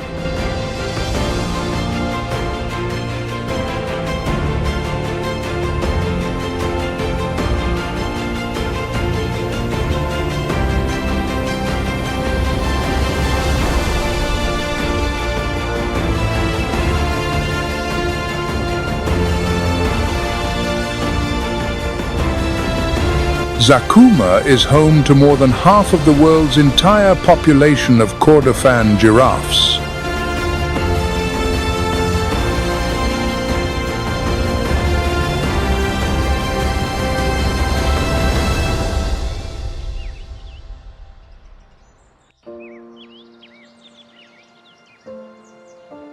Tracking data from 2023 shows that each individual travels on average more than 120 kilometers each season, a remarkable feat of adaptation.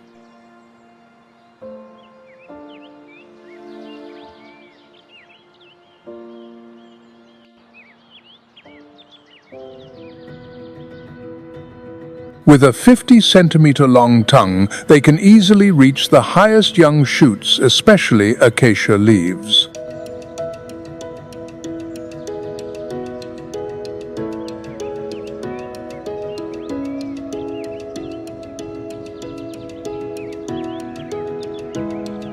They play a crucial ecological role by managing the tree canopy, which allows lower-lying vegetation to thrive.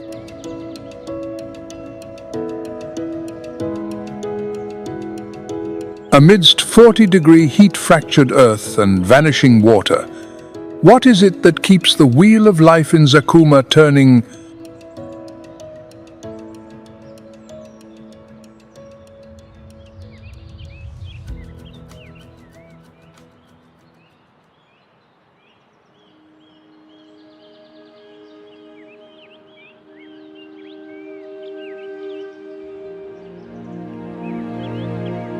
Another herbivore, ever watchful, moves quietly beneath the sun.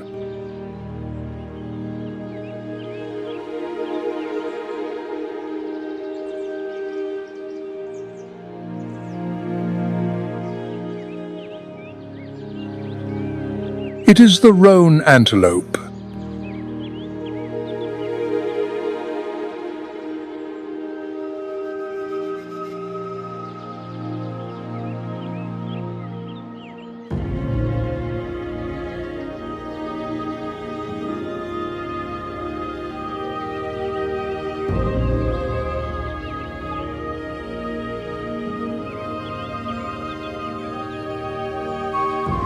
This is the second largest antelope in Africa, with a reddish-brown coat and distinctive black and white facial markings.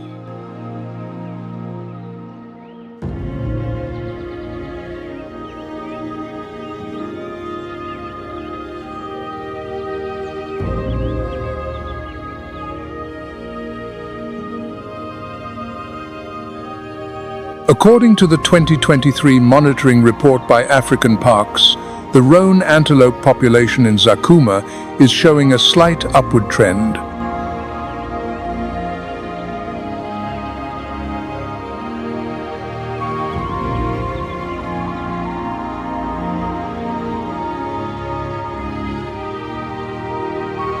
When faced with danger, the roan antelope does not immediately flee.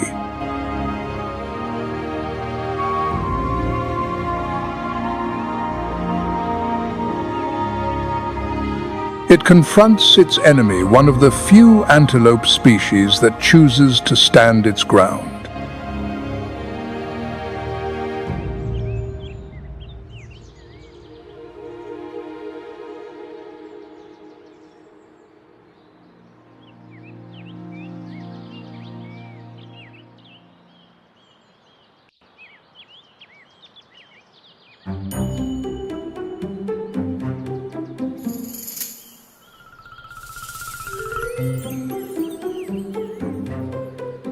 In the dry grasslands, a pair of large erect ears begins to move.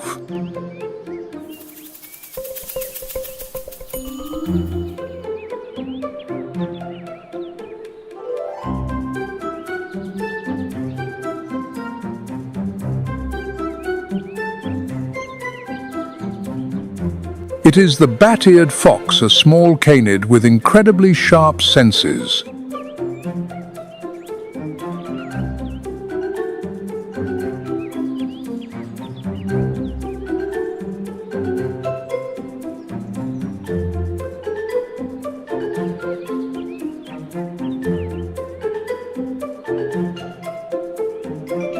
Its extraordinary hearing, thanks to ears over 13 centimeters long, allows it to detect the sound of insects moving underground.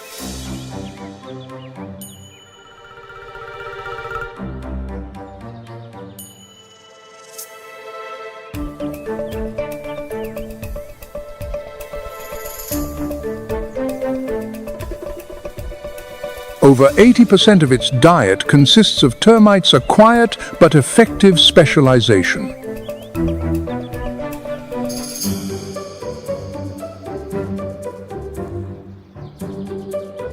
They dig complex burrows for shelter.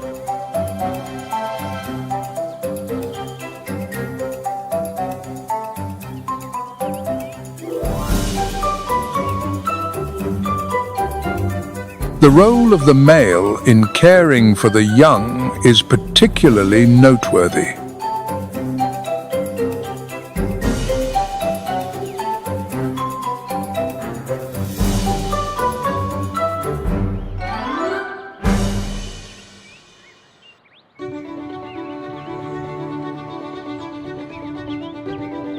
From the edge of the acacia thickets, a dense moving mass suddenly rises, staining the Zakuma sky with the reddish gray of 1,000 wings.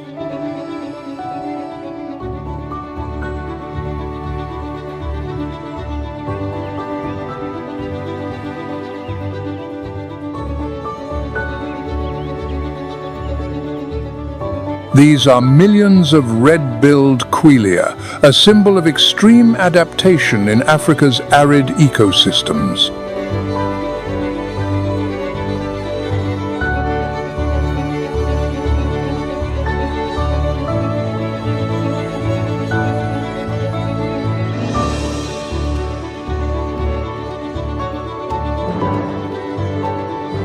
Just 12 centimeters long, these birds gather in enormous flocks, moving and feeding as a single entity.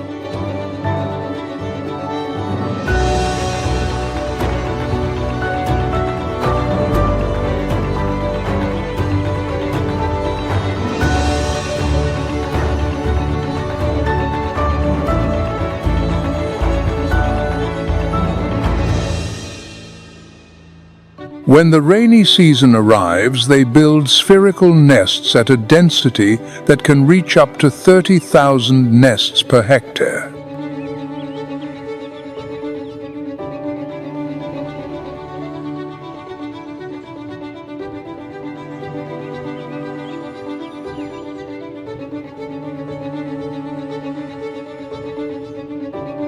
However, this incredible fecundity and organization also make them a serious concern for many of Africa's farmers.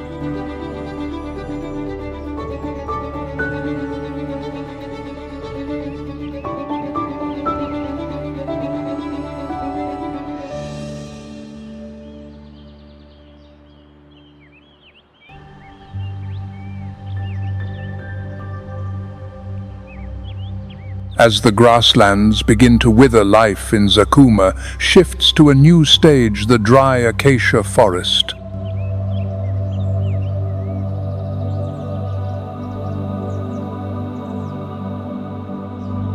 This forest forms a critical transition belt in the park's biological structure.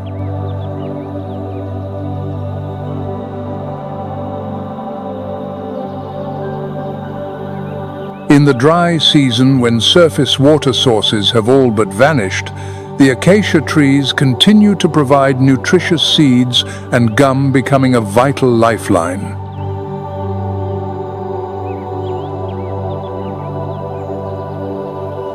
According to the African Parks report from 2023, the acacia forest covers only about 15% of the park's area, but accounts for up to 27% of all recorded wildlife activity.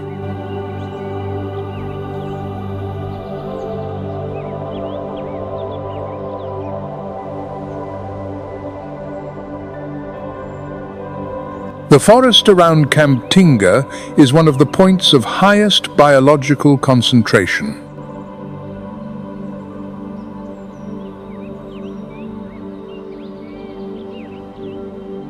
Here, in its shade, life is not ostentatious but persistent, adapting and moving when the time is right.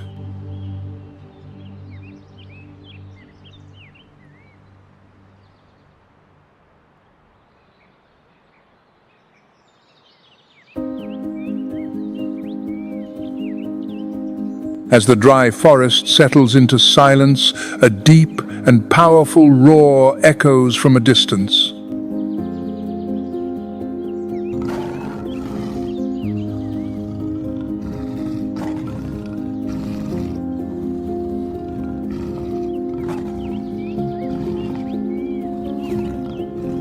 It is more than just a territorial warning. It is the sound of a master biological machine, the lion.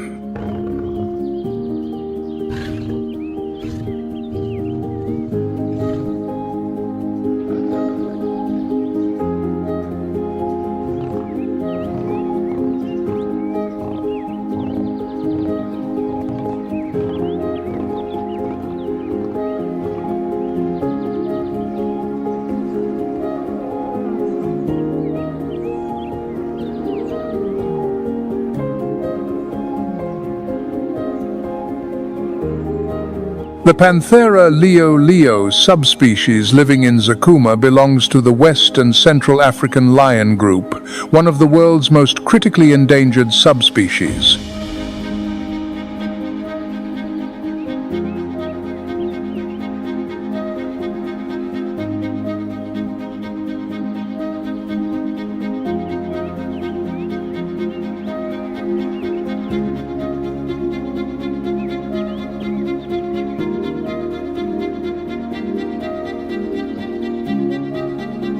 In the harsh conditions of the dry acacia forest, Zakuma's lions have developed remarkable adaptive behaviors.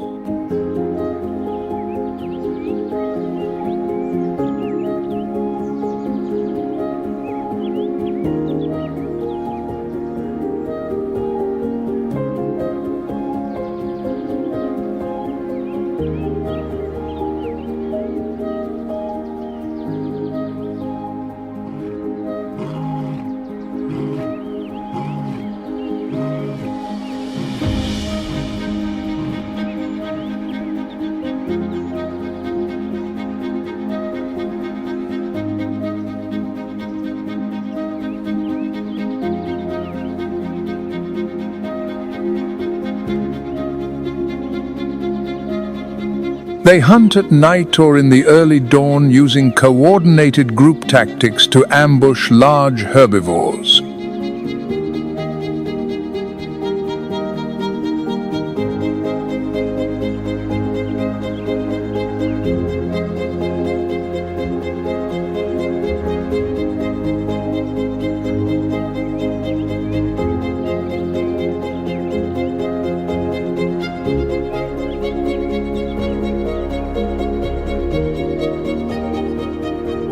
Lionesses often remain in the same pride for life, while males leave upon reaching maturity, a behavior that helps maintain genetic diversity.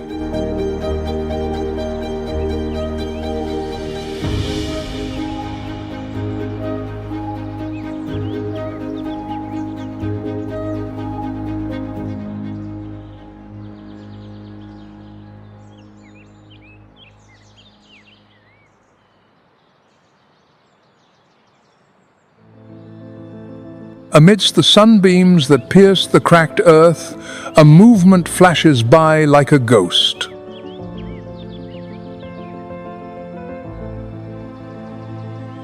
It is the leopard.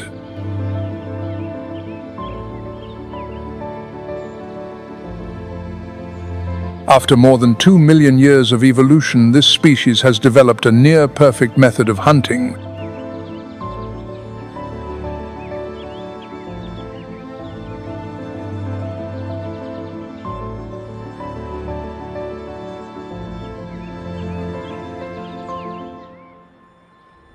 An agile body, flexible muscles, and a coat of rosette-shaped spots provide perfect camouflage in the arid environment.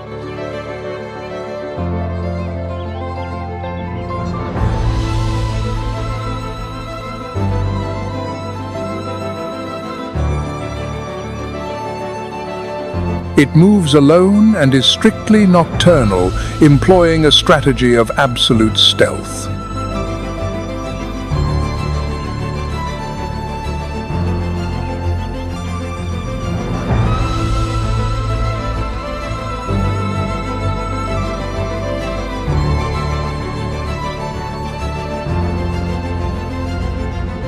Once it has secured its prey, it will often drag the kill up a tree to keep it safe from other predators.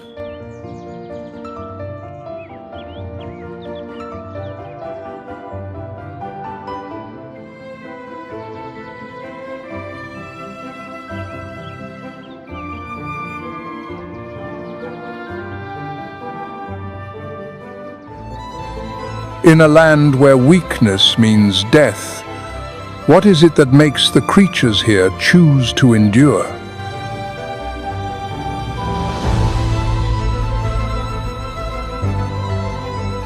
Follow in their wild footsteps, and you will see it is in nature's most merciless places that the most extraordinary stories of life are kindled. Like, share, and subscribe, because an entire world of wonders is still waiting to be discovered.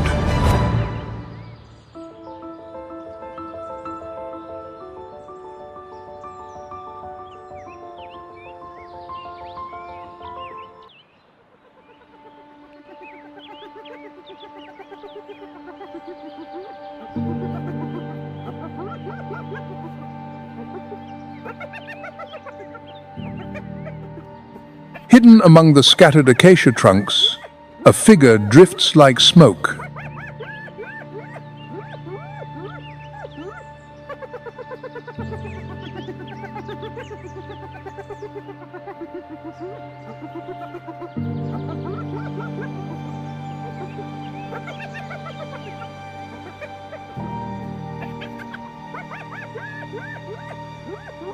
It is the brown hyena, the solitary traveler of the arid lands.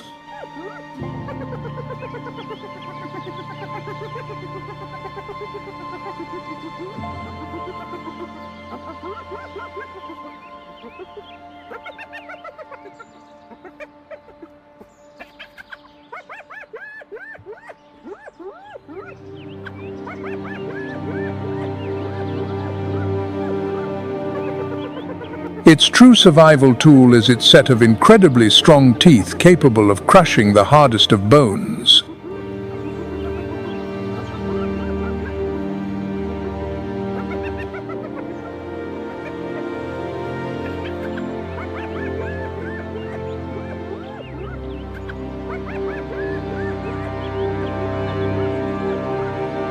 It exists by scavenging what is left behind from the feasts of larger predators.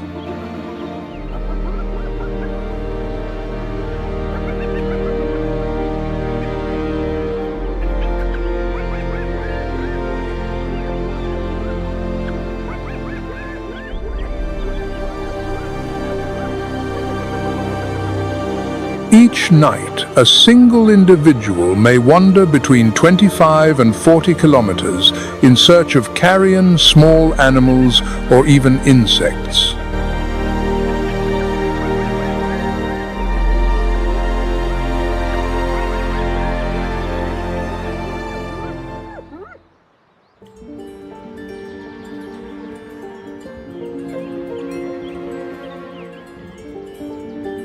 From the distant horizon, slender silhouettes begin to appear.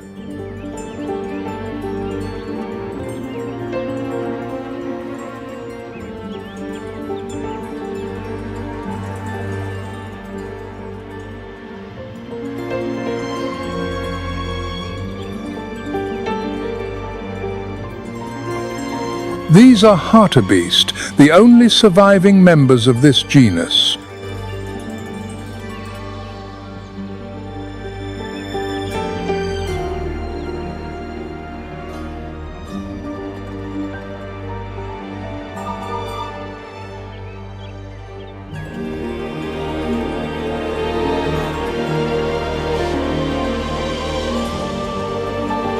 In Zakuma, the Lelwel hartebeest subspecies is one of the most iconic.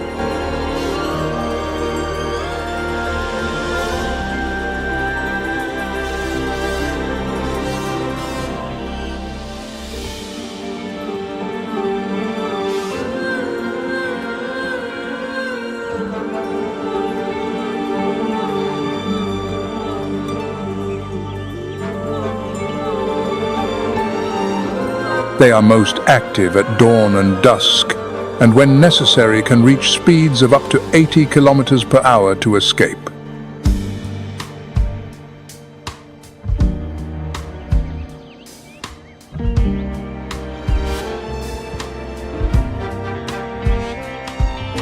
In the grey foliage of an acacia, a troop of banded mongooses appears.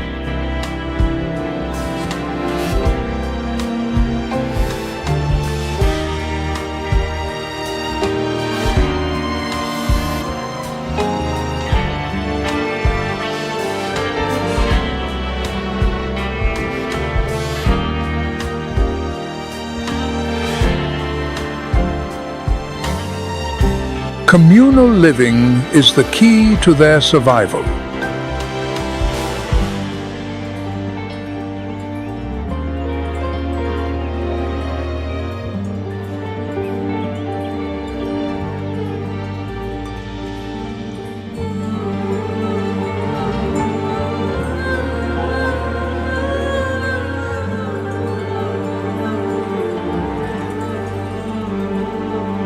A single troop can consist of 20 to 30 individuals.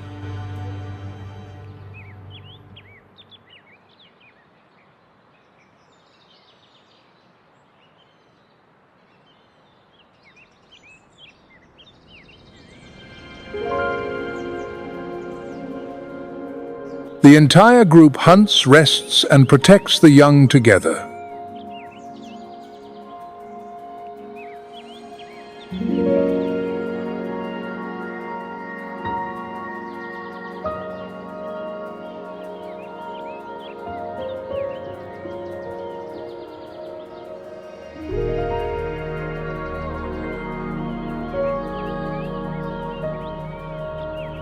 Their diet shows incredible flexibility, ranging from insects to birds' eggs and small rodents.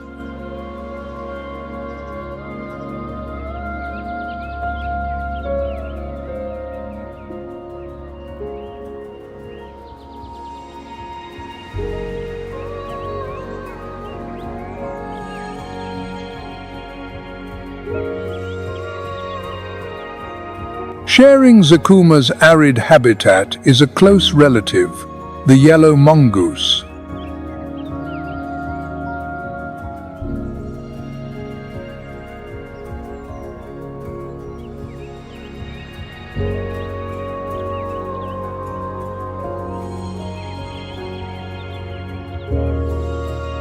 It is distinguished by its pale yellow coat and a long tail with a characteristic white tip.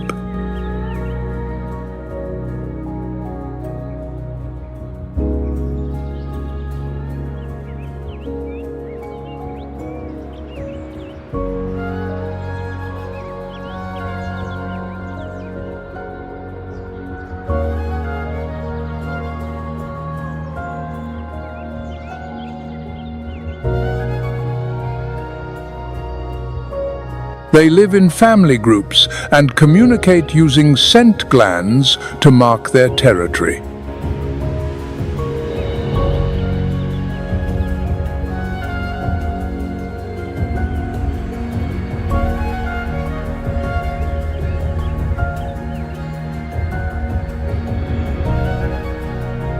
This species can be a natural reservoir for the rabies virus, posing a challenge for management and conservation.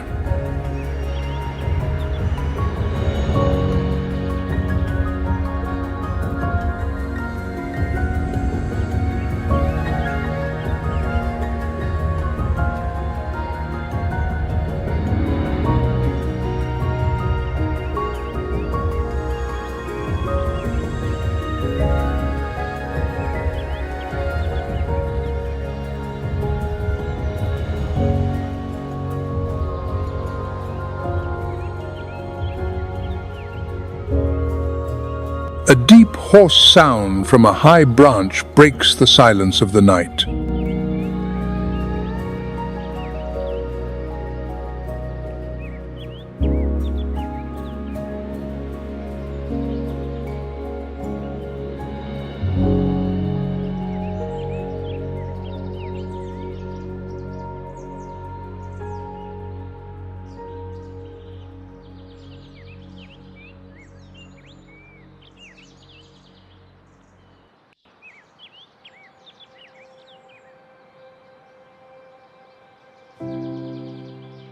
It is the call of the Varro's eagle owl, one of the largest owls in Africa.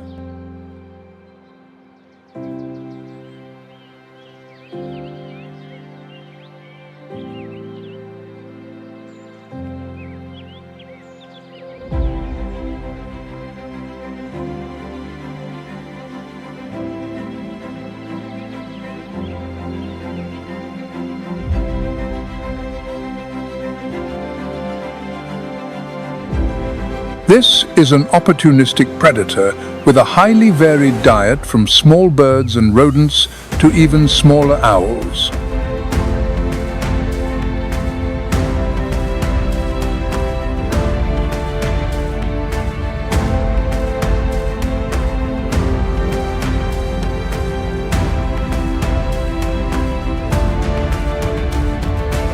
It employs a silent ambush strategy, and when the moment comes, its soundless flight can strike down prey in an instant.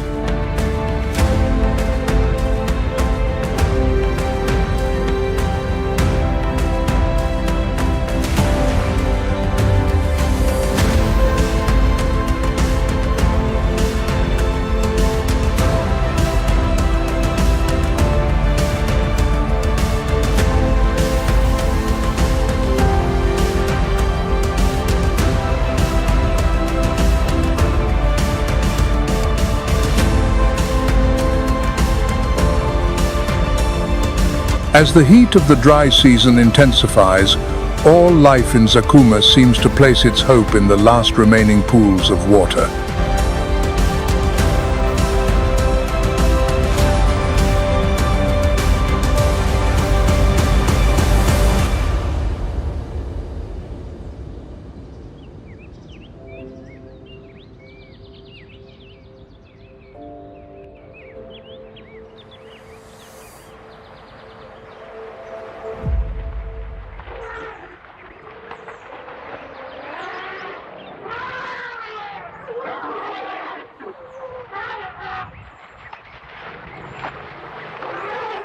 These wetlands are the nurseries of life, maintaining a constant pulse through the seasons.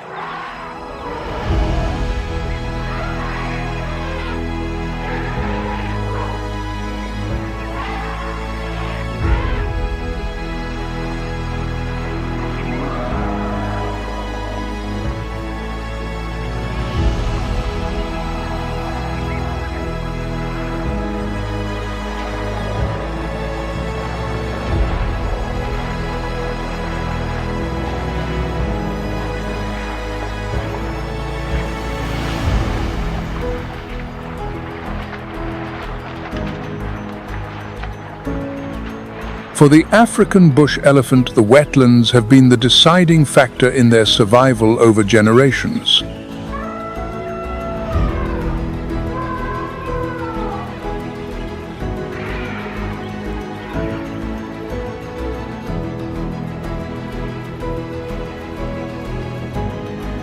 The Rig Depression appears as a giant basin where rainwater collects.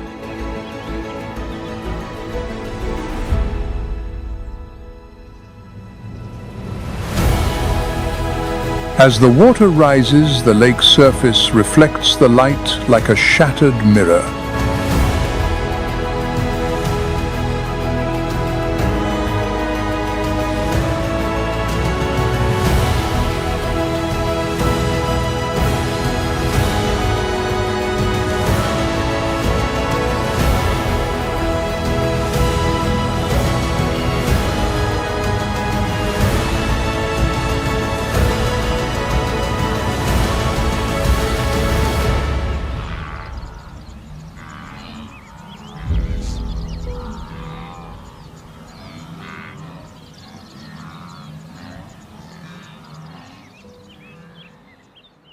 The Bahr Salamat River winds from south to north, forming the hydrological backbone of the entire region.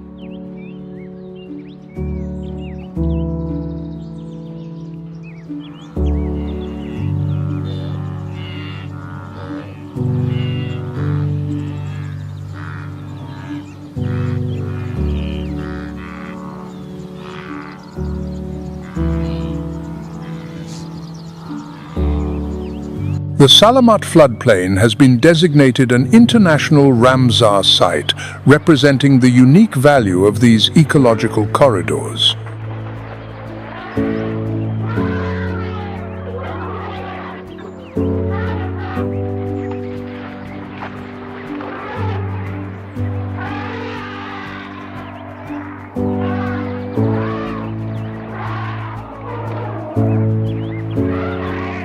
According to data from African parks, in 2024, many migratory bird populations from Europe and West Asia have returned after an absence of nearly a decade.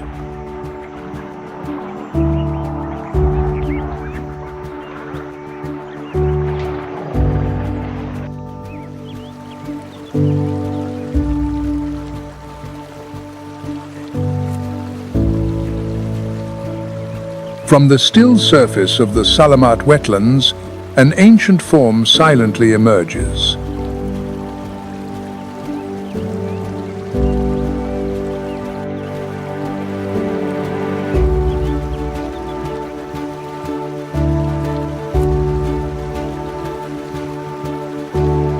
It is the Nile crocodile, Africa's oldest reptilian predator, present since the Cretaceous period.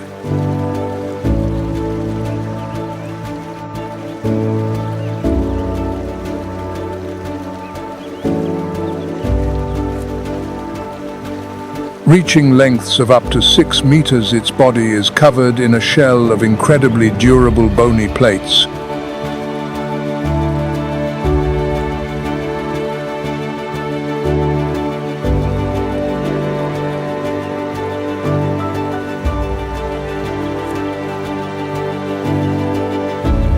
But what truly sets it apart is not its strength, but its near absolute patience.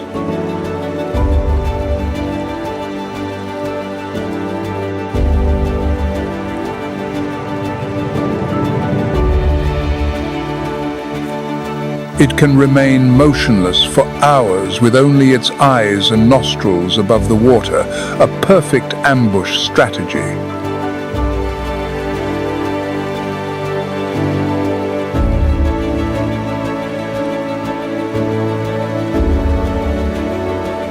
When prey enters the danger zone, the strike takes place in 1/10 of a second with a bite force that can exceed 5,000 pounds per square inch.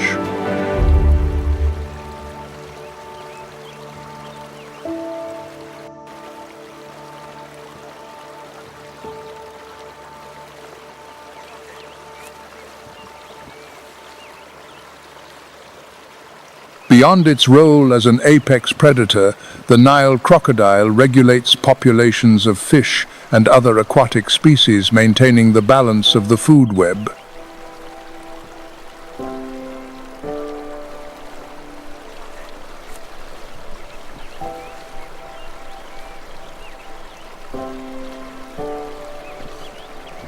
If you had to choose a way to survive, would you be the silent eagle owl on the branch or the stealthy crocodile beneath the water?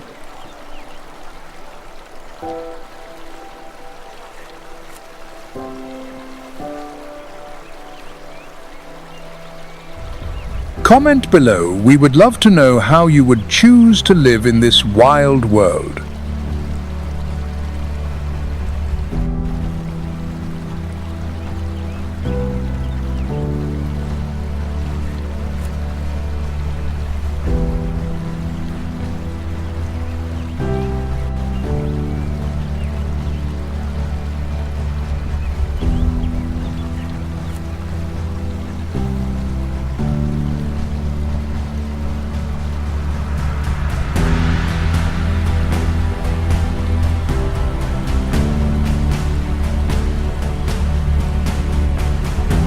As the echoing calls of the black-crowned crane fade behind the reeds, a new silhouette appears.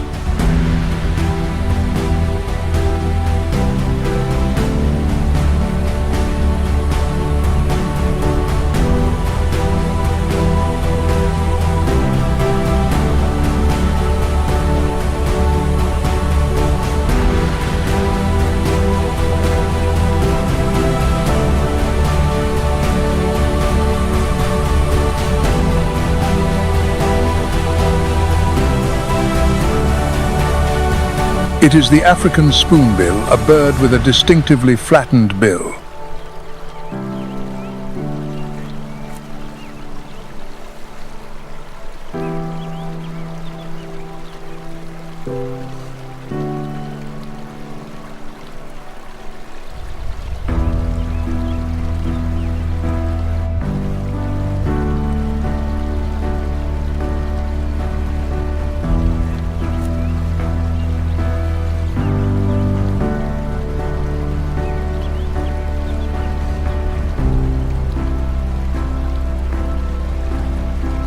In Zakuma, they choose areas near the Bahr Salamat River and the Rig Basin to live and breed.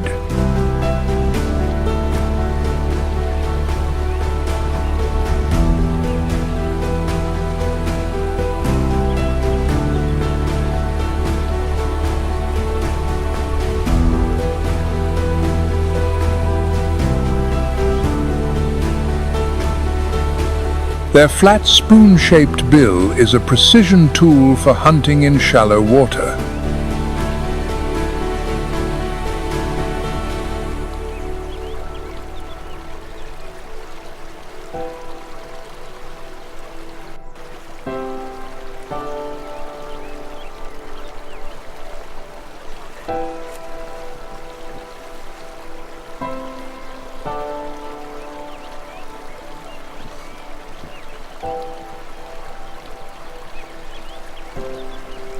Their presence indicates that the inland water ecosystem still retains its balance and capacity for natural regeneration.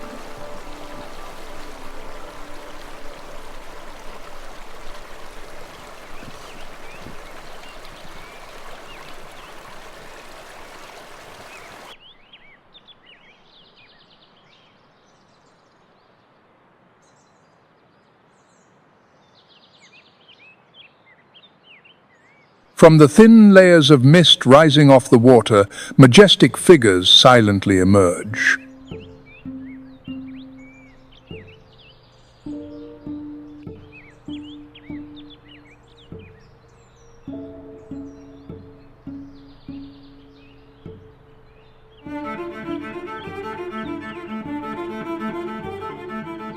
It is the marabou stork, a bird that has evolved to adapt to the harsh changes of Africa.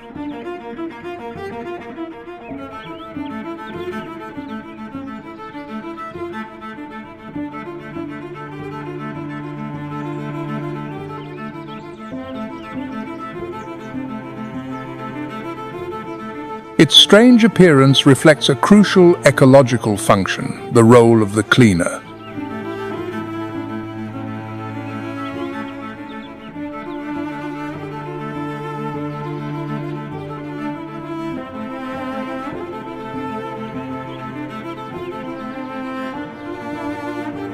In Zakuma, the marabou stork performs the essential task of removing carcasses, preventing the outbreak of disease.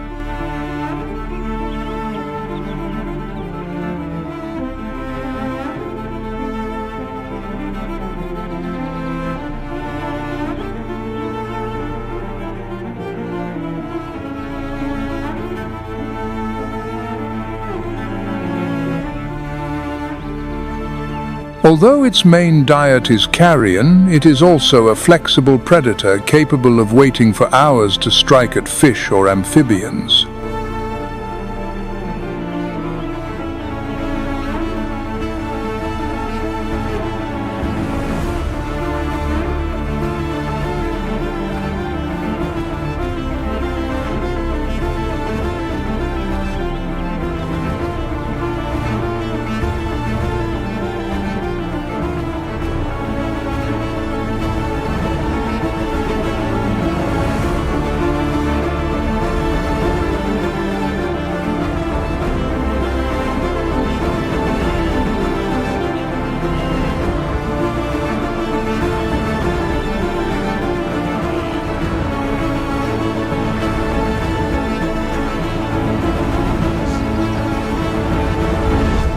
From the flooded reed beds, heavy movements begin to break the stillness.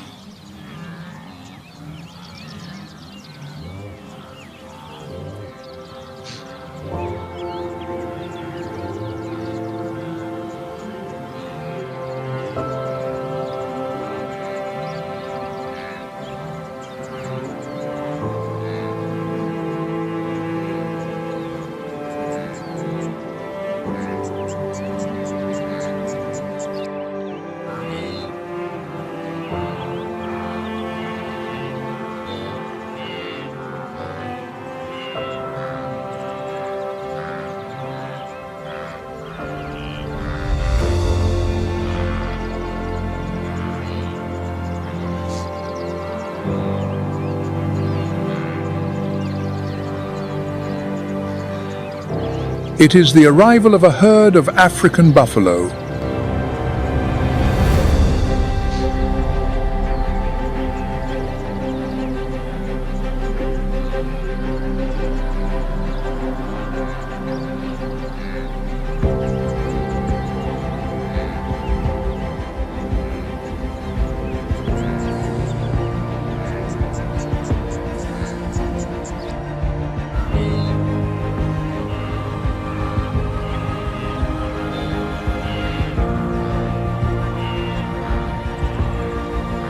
The Central African subspecies of buffalo has adapted phenomenally to climate change and the Sahel's cycle of wet and dry seasons.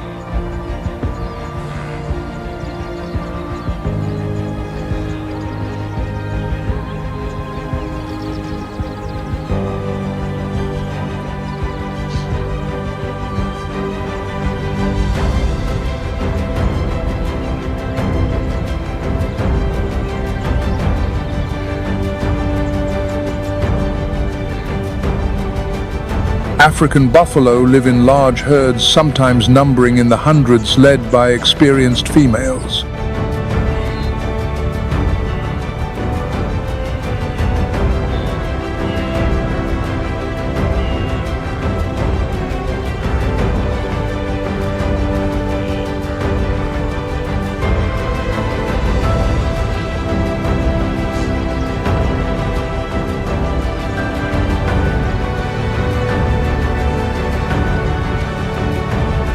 When faced with a threat, the largest individuals form a protective circle around the young.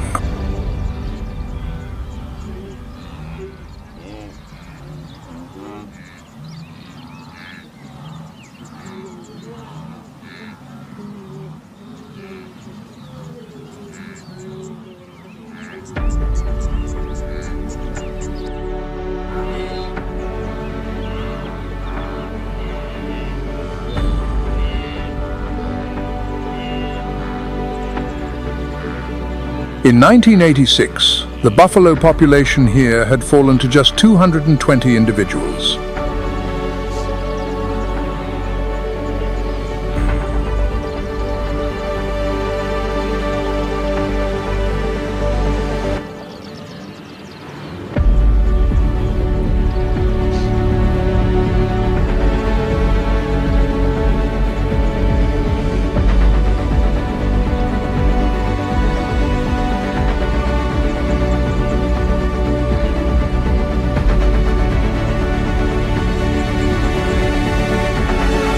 But by 2023, that number had surpassed 15,000.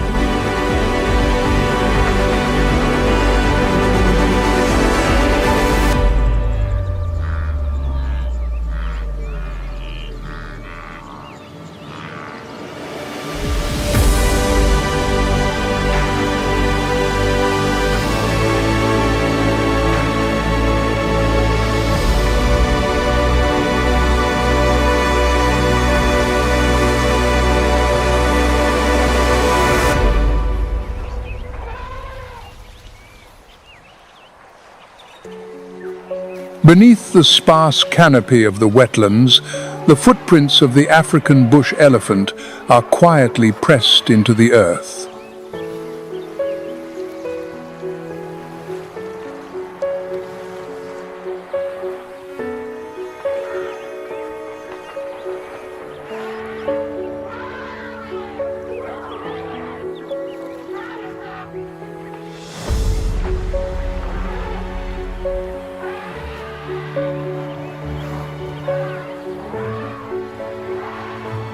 In Zakuma, its role as the last stronghold for the survival of the world's largest land animal is steadfastly maintained.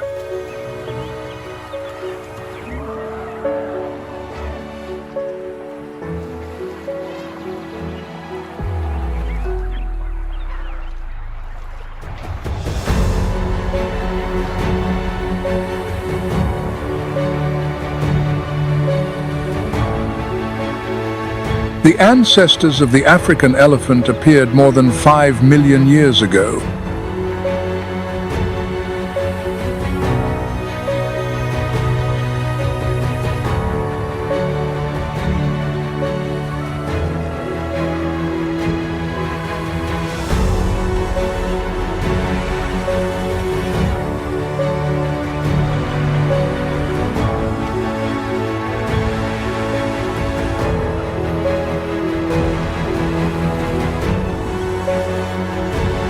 The secret to their survival lies in their extraordinary intelligence and adaptability.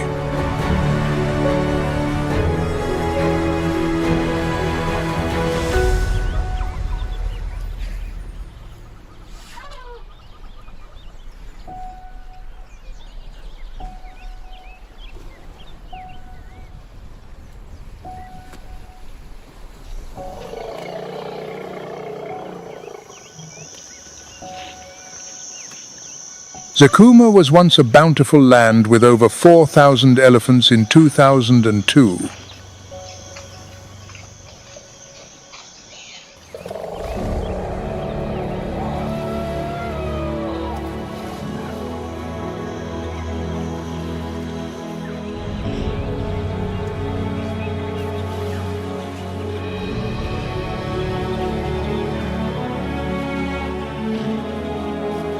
But a devastating wave of poaching caused this population to collapse.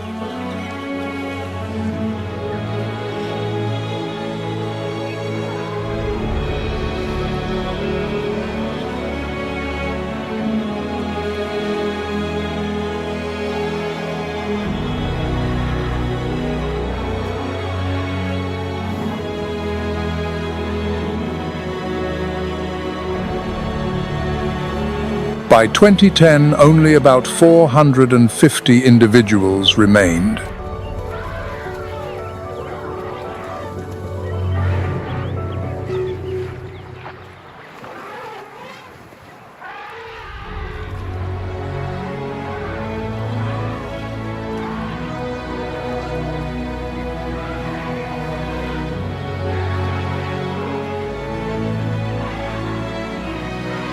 Since 2016, not a single case of poaching has been recorded within Zakuma's perimeter.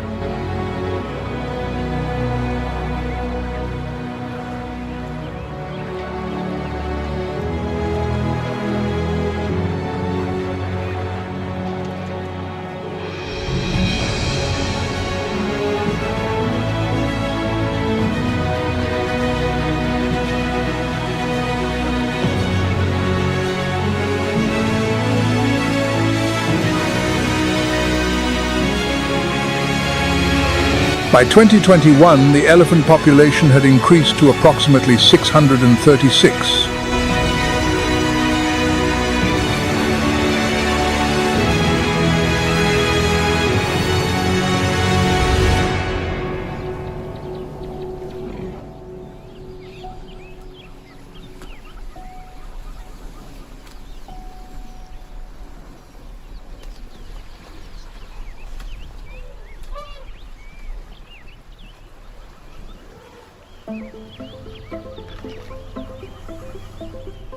African elephants are also ecological architects.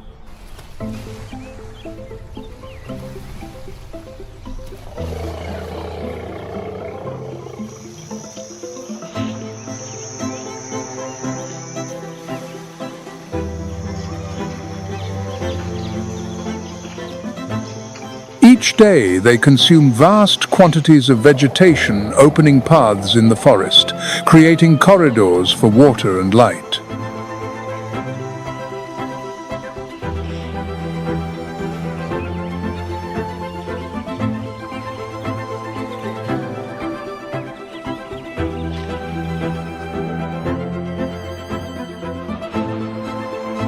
Behind nature's magnificence lies a harsh reality.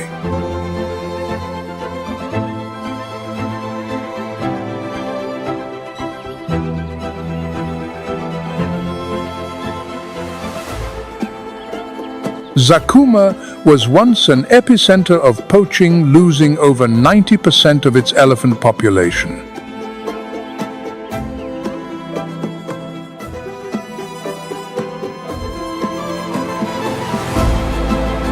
Human-wildlife conflicts are increasingly frequent in the park's peripheral zones.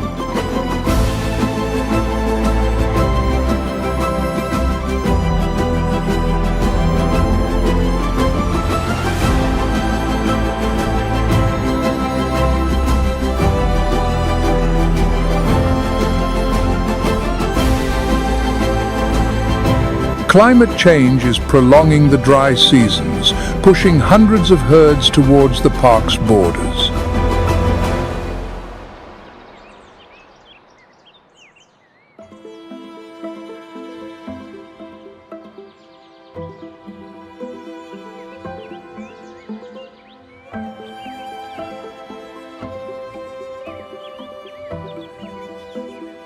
A scarcity of funding personnel and a lack of community coordination can sometimes make conservation efforts feel solitary.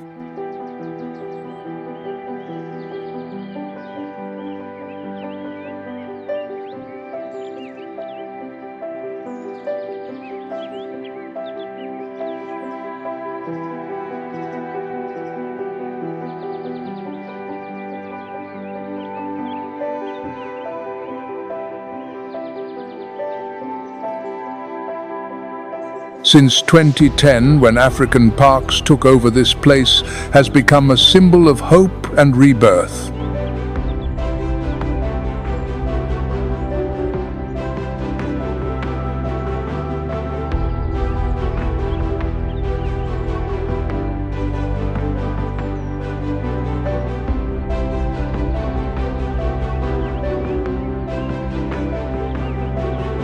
Modern security systems have been implemented, allowing patrol teams to respond rapidly to any threat.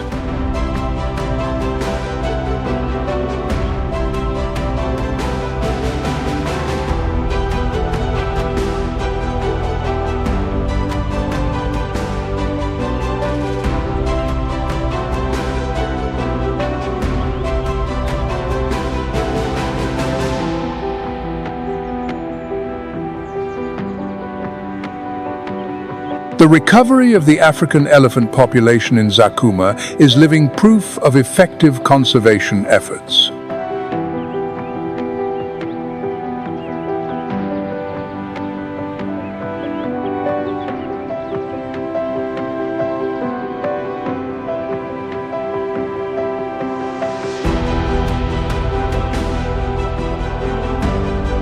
But this success does not come from one individual, it comes from the power of community.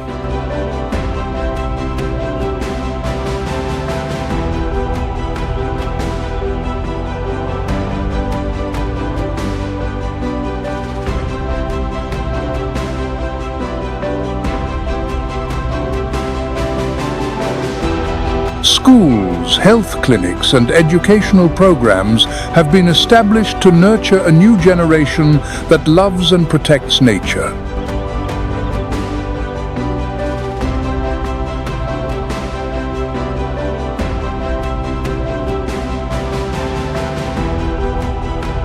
Every step taken in Zakuma is not just an act of protecting wildlife, it is an affirmation that we still have a chance to heal our world.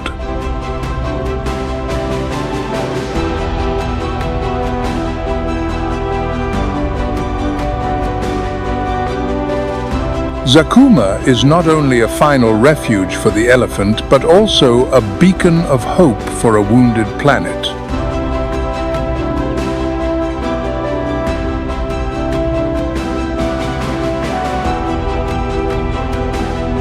If you believe that nature deserves to be protected, subscribe to Nature Moment today and join us in sharing inspiring stories like this one.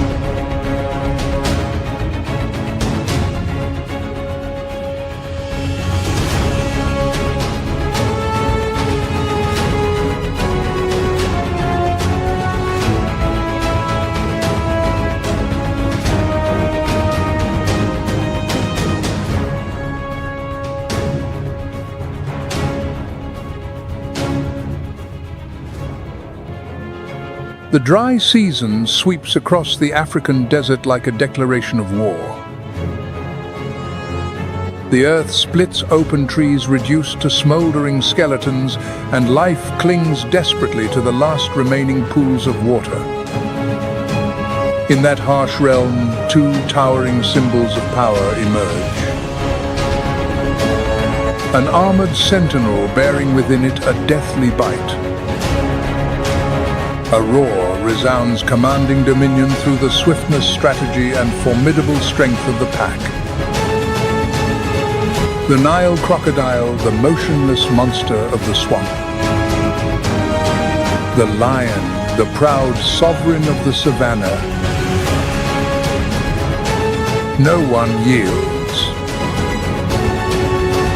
No one dares to take the risk. Only the tension remains sharp as a blade, a primal moment where survival and honor converge.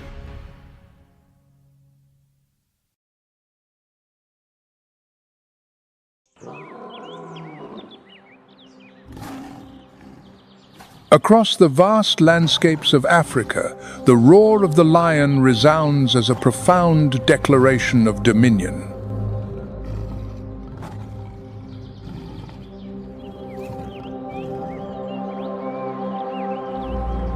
This is the second largest big cat on the planet, surpassed only by the tiger.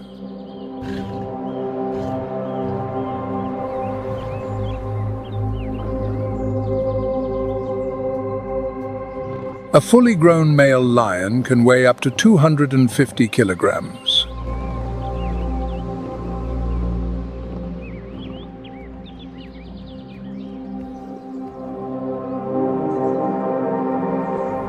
Their robust bodies are forged for hunting, combat, and survival amidst the harshest of environments.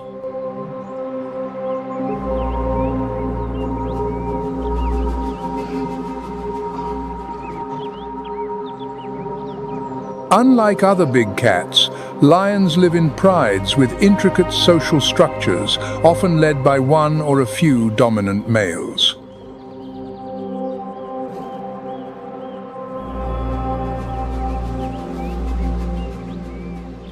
The most distinctive feature of the male lion is its majestic mane.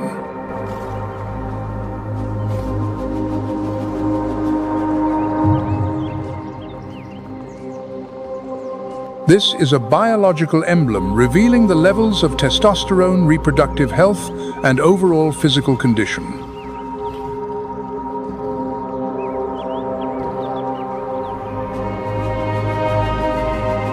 Male lions with dense, dark manes are often favored by females and face fewer challenges from rivals.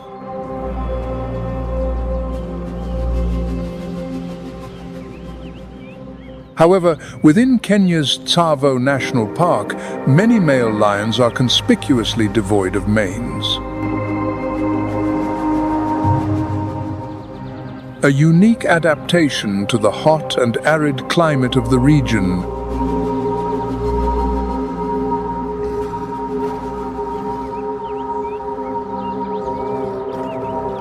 Contrary to their majestic appearance, lions spend the majority of their day resting, often up to 20 hours.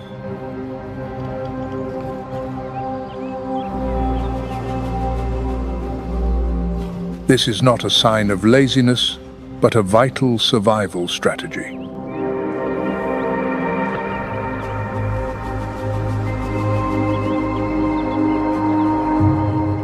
Every hunt expends an immense reservoir of energy.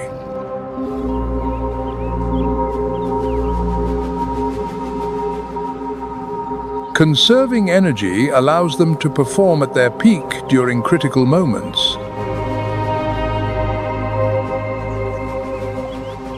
Lions possess an astonishing ability to hunt under the cloak of night.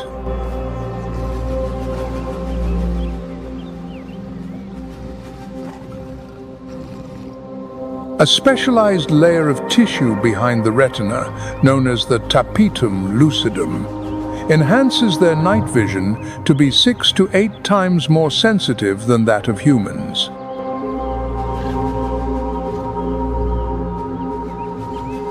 Most predatory hunts unfold under the cloak of darkness, particularly on stormy nights, when the roar of rain and thunder conceals their stealthy footsteps.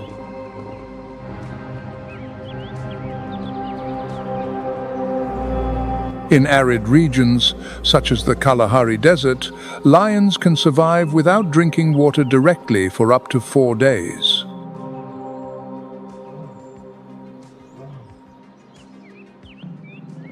The majority of the water required is derived from the blood and tissues of the prey.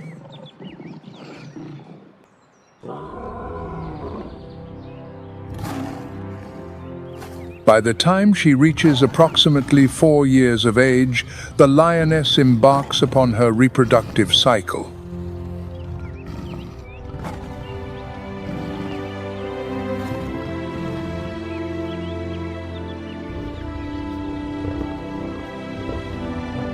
They seek out remote places, a dense thicket, or a secluded rocky crevice to welcome the fragile new lives into the world.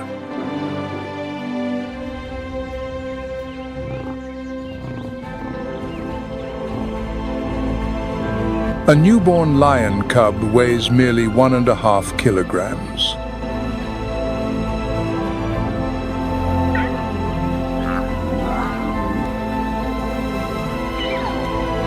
They remain utterly helpless, their eyes tightly shut, only fluttering open after the passage of nearly a week.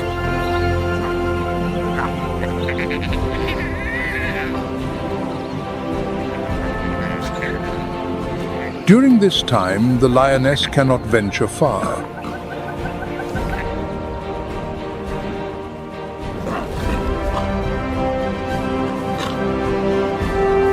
To evade detection, it frequently relocates its den, gently carrying each offspring by the nape of the neck.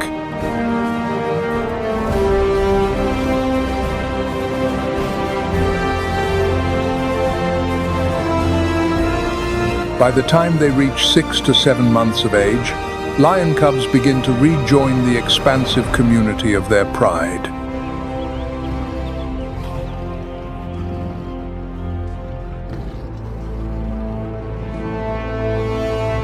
Here they are nurtured within a communal system known as a cruch.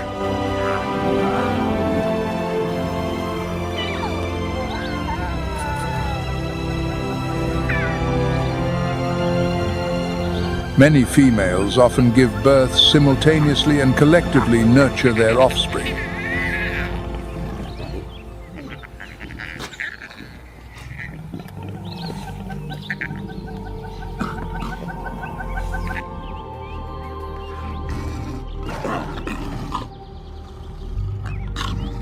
This collective formation significantly enhances their chances of survival across the perilous African savannah.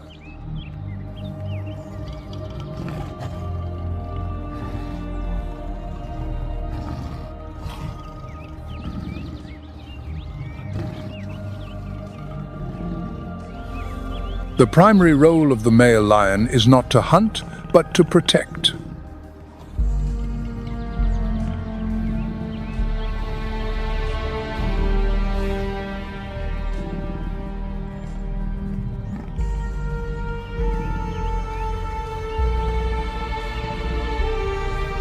They defend their territory, safeguard their offspring, and preserve their genetic heritage.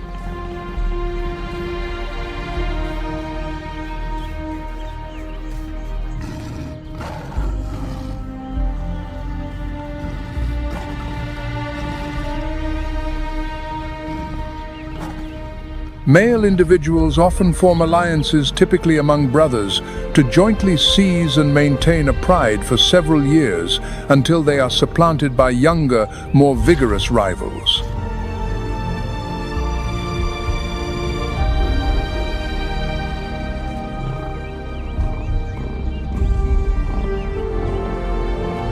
The territory of each pride can span from 20 to over 500 square kilometers.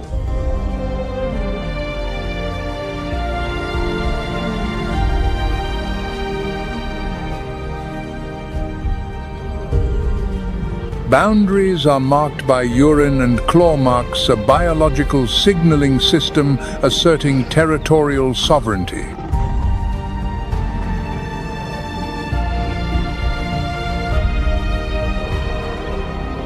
The roar plays a crucial role in asserting dominance.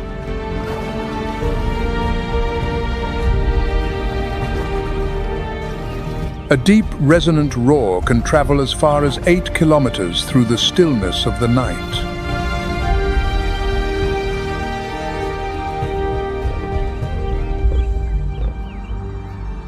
That sound resembled a silent declaration of war.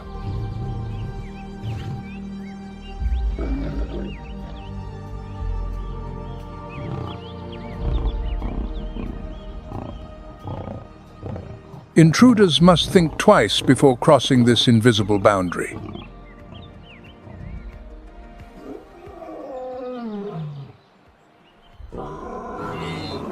In the natural world, intricate strategies often hold the key to survival. The lion is a master of the art of collective combat. When hunting, lionesses typically divide themselves into two distinct groups. A stealthy group approaches their prey from upwind, maintaining a distance of approximately 30 meters. The remaining group lay in wait at strategic vantage points where prey might flee if sensing danger. Their communication is almost entirely through body language. A mere glance, a subtle flick of the tail, enough to convey a message without uttering a sound. When the moment arrives, the assault unfolds in the blink of an eye. A powerful burst of speed, reaching up to 50 miles per hour, is followed by a leap spanning over 11 meters and a precise bite to the prey's throat. However, the physical strength of the lion is not without its limits. Their hearts are relatively small in proportion to their body weight, preventing them from sustaining high speeds for extended periods. That is why the lion relies on ambush tactics and precise strikes rather than prolonged chases. According to data, the cooperative hunting efforts of lionesses boast a success rate of approximately 43%, significantly surpassing that of other large feline species.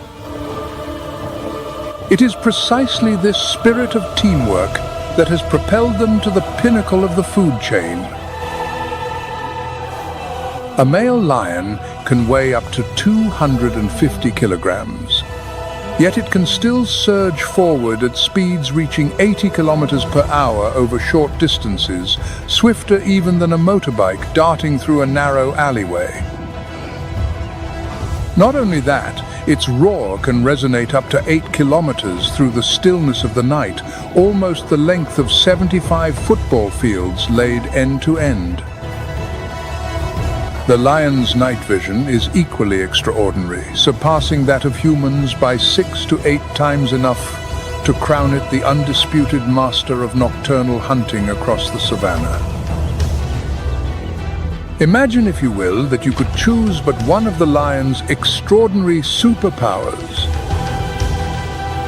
A roar echoes across 8 kilometers, asserting its presence from afar. A speed of 80 kilometers per hour to escape in an instant. Or perhaps extraordinary night vision piercing through the depths of darkness. Which ability would you choose to survive in the wild, and why? Please share your choice in the comments below and see who stands alongside you.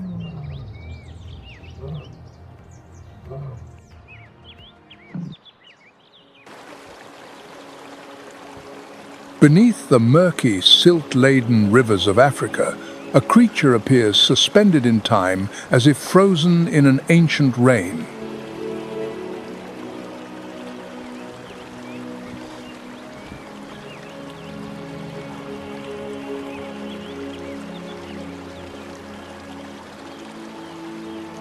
A predator from the age of the dinosaurs.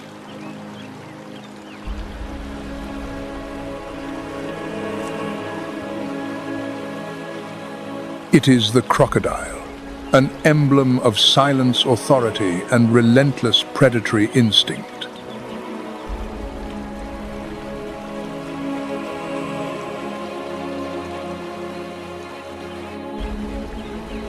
There are currently approximately 24 recognized species of crocodiles inhabiting the warm regions close to the equator.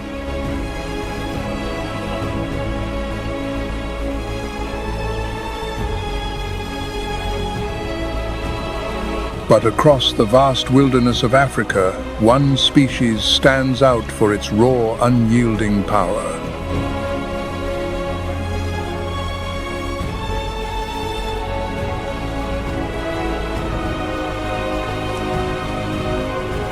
This is the Nile crocodile, the continent's foremost reptilian predator.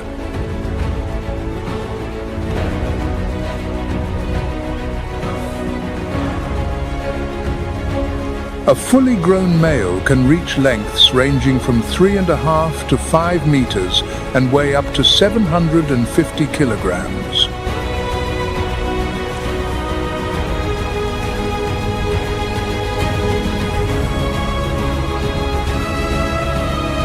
Some rare individuals can exceed 6 meters in length and weigh more than 1,000 kilograms.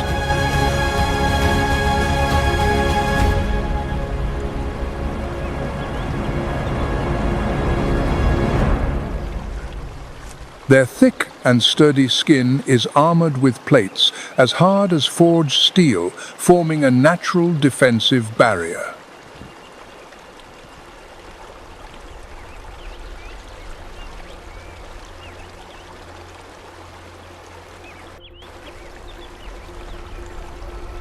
As cold-blooded creatures, they regulate their body temperature by basking under the sun.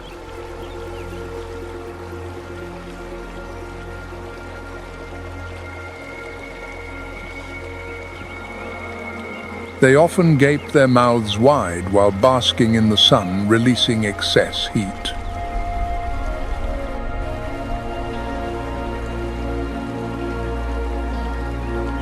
Even when lying motionless, the Nile crocodile remains ever vigilant.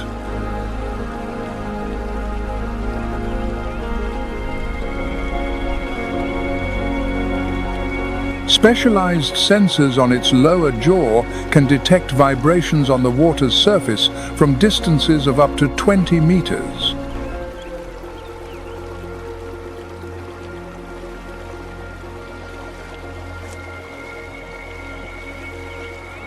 One of the most remarkable features adorning the back of the Nile crocodile is a biological armor known as osteoderm's bony plates, embedded within the skin.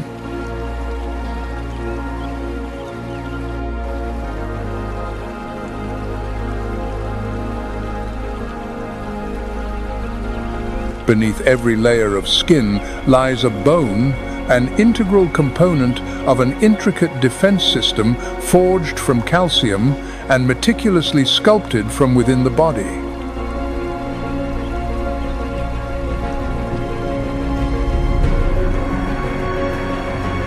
As the creature matures, these protective plates thicken and harden, forming distinctive ridges that trace the length of its spine and neck.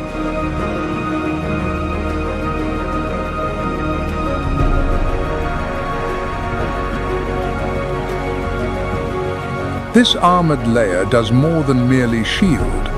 It functions as a living solar panel.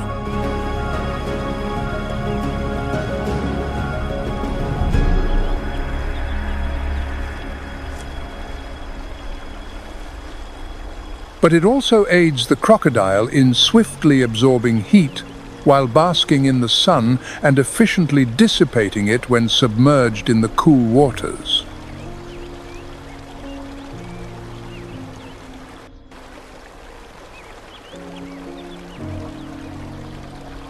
In confrontations, predators often target the sides or the head of the crocodile, fully aware that its back, reinforced by dense osteoderm plates, is nearly impervious to teeth or claws.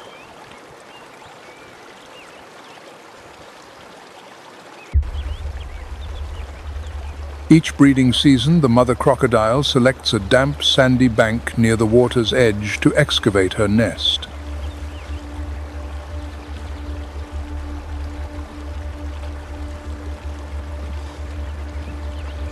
Then it lays approximately 25 to 80 creamy white eggs, carefully burying them beneath the sand.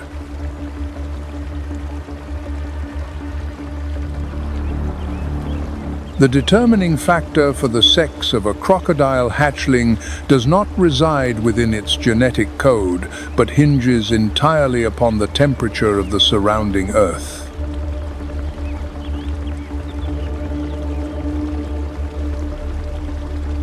If the temperature falls below 31.7 degrees Celsius or rises above 34.5 degrees Celsius, the hatchlings will be female.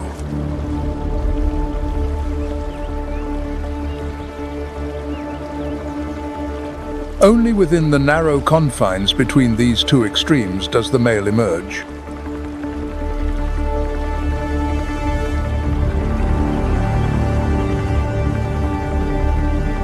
When the moment arrives, piercing cries echo from within the fragile shell.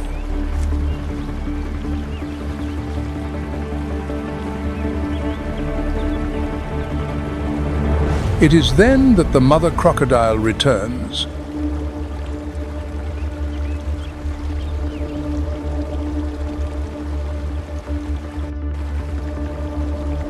With a tenderness almost unimaginable for a legendary predator, the mother can gently carry each of her offspring in her mouth, lifting them from the nest and placing them carefully into the nearby waters.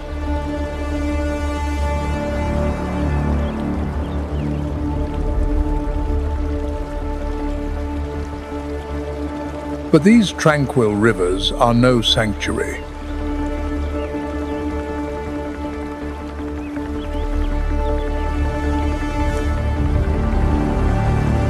It is estimated that only about 10% of eggs successfully hatch and fewer than 1% of the hatchlings survive to reach adulthood.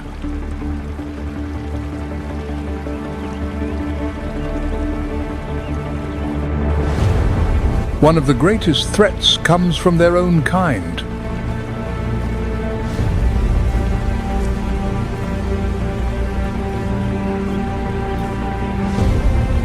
A fully grown Nile crocodile will not hesitate to devour smaller individuals.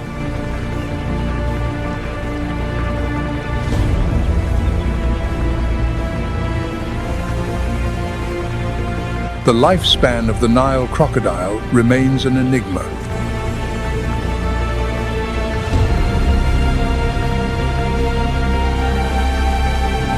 Although some reports suggest they can live up to 100 years in the wild, most individuals in captivity rarely surpass the milestone of 60 years.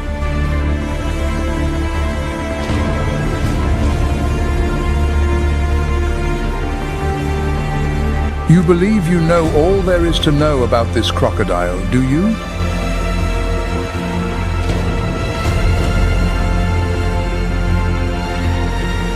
Prepare yourself for what comes next. May well leave you utterly astonished.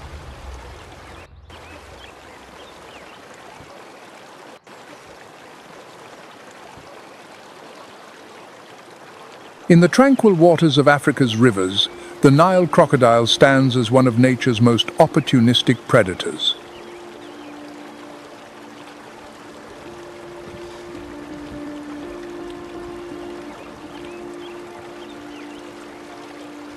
Their diet is remarkably diverse.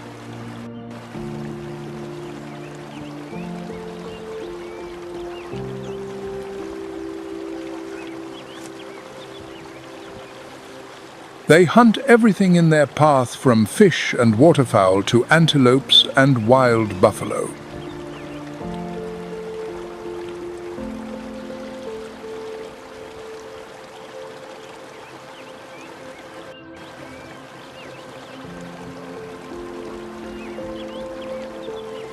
Beyond living prey, they also consume carrion.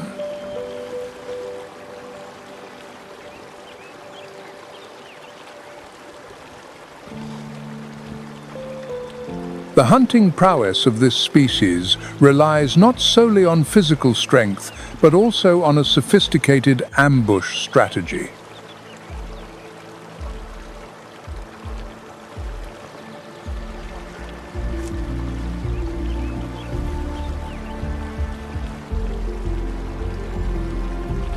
They can dive underwater for up to 30 minutes, patiently observing their prey from beneath the surface, revealing only their eyes and nostrils.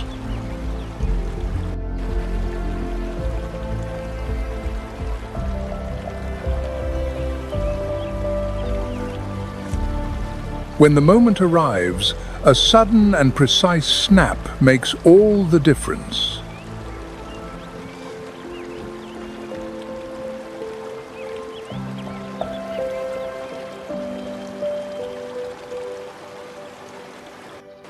A biting force reaching up to 22,000 newtons unparalleled strength ever recorded in the animal kingdom.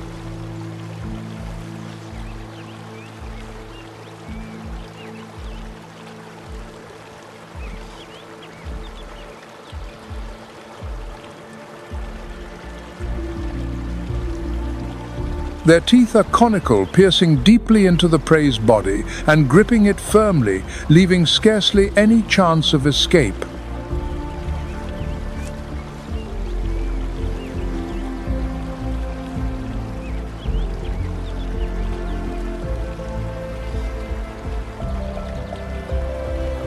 If the prey is a large animal, the crocodile will submerge it beneath the water, holding it captive until it succumbs to drowning.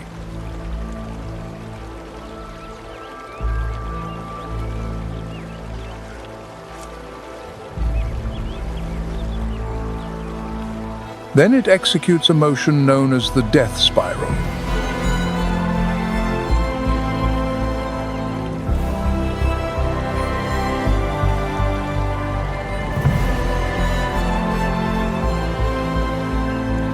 A swirling motion much like an underwater vortex.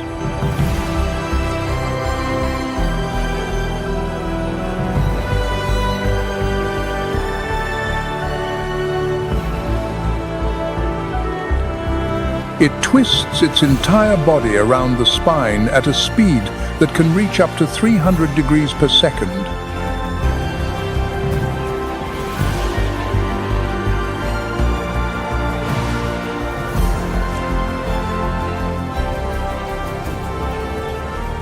This vortex not only disorients its prey, but also rends muscles, bones, and joints, fragmenting the body into more manageable portions for consumption.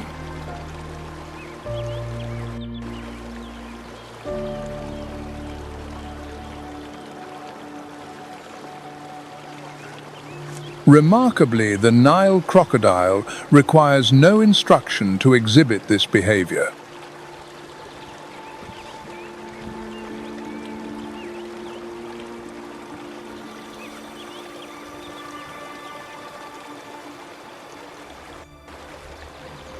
The whirlpool of death is an instinct present from the earliest months of life.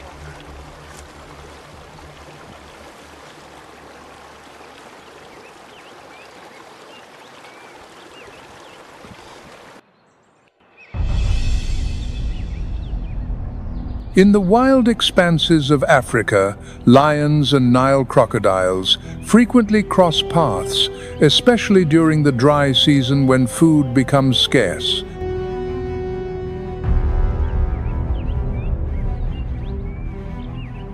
A solitary Nile crocodile rests quietly within the dense thicket.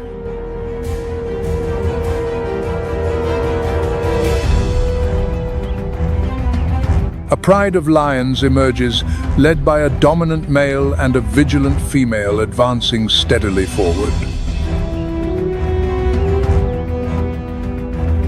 Lions typically steer clear of fully grown Nile crocodiles, yet in this instance, perhaps driven by curiosity, they ventured closer.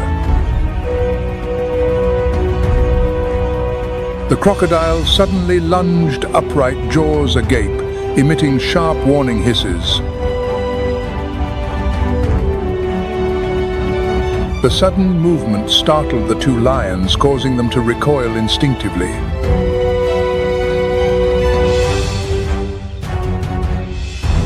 Aware of its solitary plight, the Nile crocodile fought with every ounce of strength, maneuvering deftly to keep those razor-sharp claws from reaching its vulnerable form.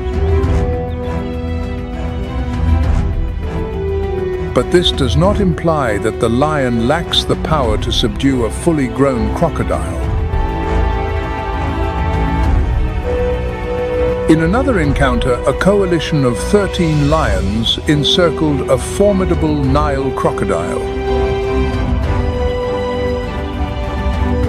In times of prey scarcity, the pack is compelled to hunt whatever it can find. Each lion clamps down on a limb, its 6-centimeter-long canines piercing deeply into the tender flesh beneath the crocodile's scaly armor.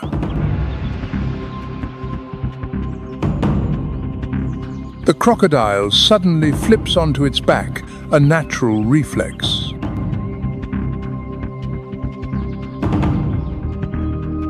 But the pride of lions seized the moment, launching a coordinated assault on the vulnerable necker region, unshielded by the protective armor of the scapula. Across the arid expanse of the desert landscape, the Nile crocodile can surge forward at a remarkable top speed of approximately 14 kilometers per hour in brief explosive bursts.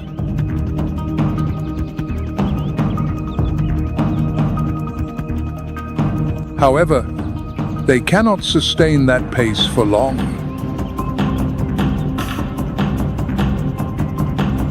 When far from water sources, they move at a mere pace of 3 to 5 kilometers per hour, rendering them vulnerable prey for the lion.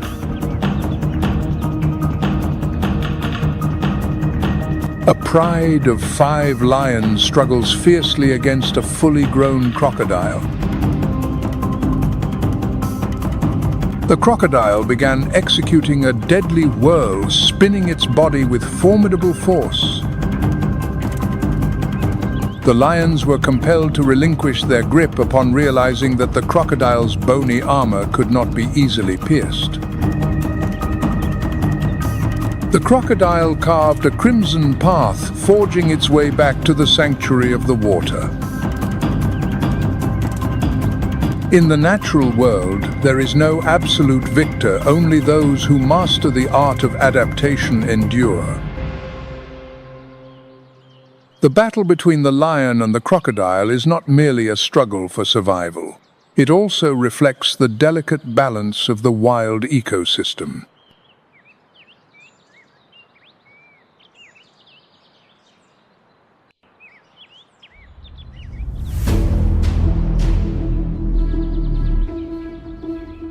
While both stand as apex predators, they cautiously assess the risks of confronting one another.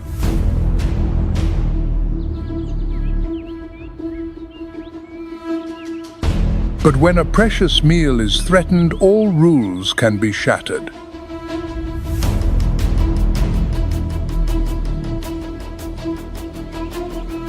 Beside the carcass of a wild buffalo, a solitary male lion confronts a fully grown Nile crocodile.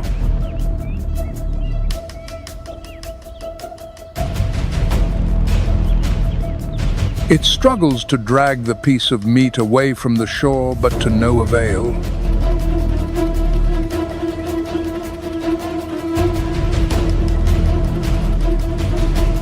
The lion lunges forward with a thunderous roar.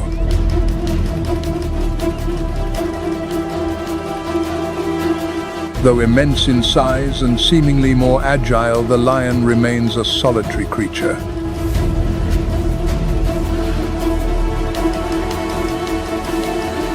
The crocodile remains utterly unflinching.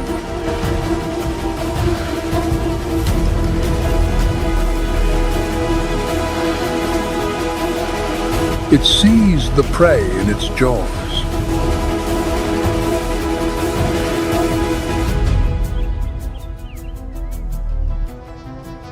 Even as the lion raises its claws in a warning display, the crocodile steadfastly extends its jaws towards the lion's legs.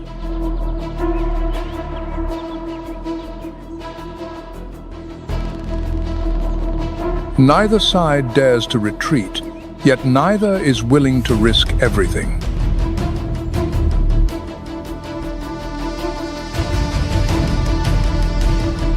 After several tense minutes of confrontation, an unspoken agreement seemed to take shape.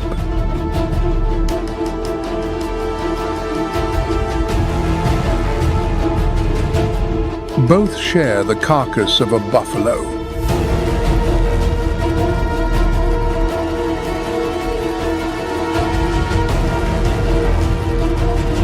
In another dramatic encounter, 2 lionesses surged towards the water's edge, where a crocodile was fiercely attempting to drag a portion of its prey's carcass into the river.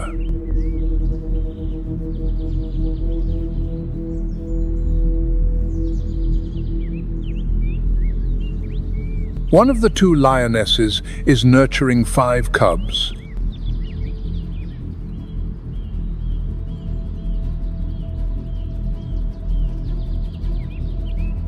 It requires a source of milk rich in fat, which it can only sustain by consuming at least 35 kilograms of meat each week.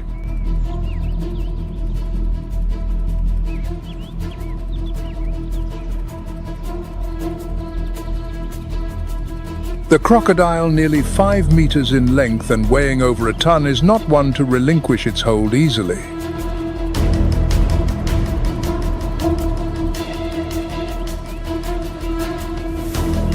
But today it must confront the gnawing hunger and the primal instincts of a mother.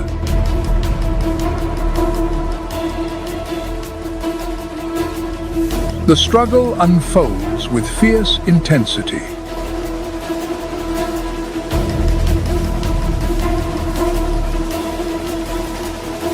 The Nile crocodile lunged fiercely several times, yet it could not overcome the formidable power of maternal instinct.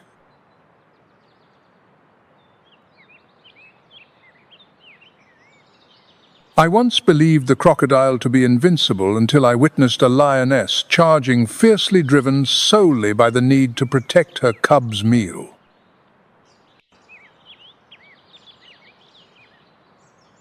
Watching two predators share the carcass of a buffalo, I suddenly understood in the wild survival sometimes means knowing when to yield.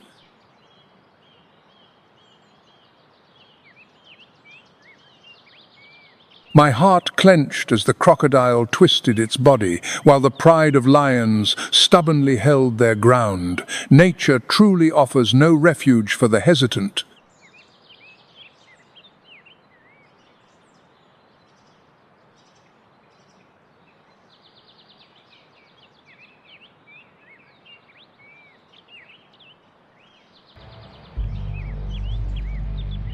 What transpires when the lion ventures into the watery realm, the dominion of the Nile crocodile? Is it still safe? The Nile crocodile stands as one of Africa's most formidable reptiles, renowned for its ability to overpower and prey upon even lions. Evidence of this has been uncovered in the form of lion claws found within their stomachs. A pair of male lions step down into the water. They swim slowly, cautiously, yet there is no chance for the lurking crocodiles beneath to miss their presence.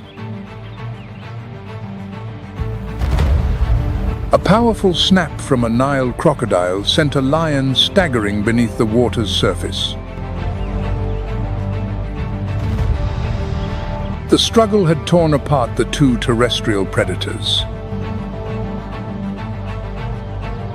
The fortunate lion lay panting heavily on the opposite bank. The remaining one returned to the original shore, its body trembling from sheer exhaustion. But they do not always fail. In another instance, a male lion narrowly escaped the snapping jaws of a large crocodile in pursuit, surging onto the safety of the riverbank.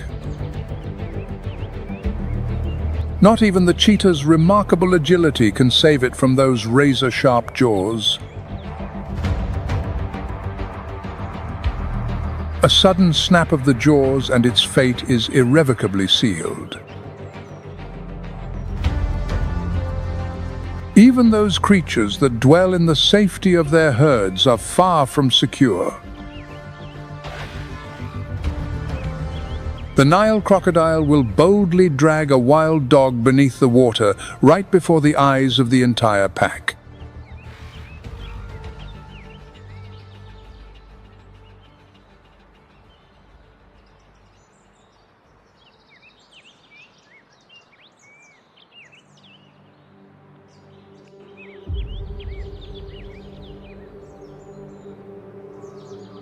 Both the lion and the Nile crocodile stand as guardians of ecological balance, silently shaping the tapestry of life.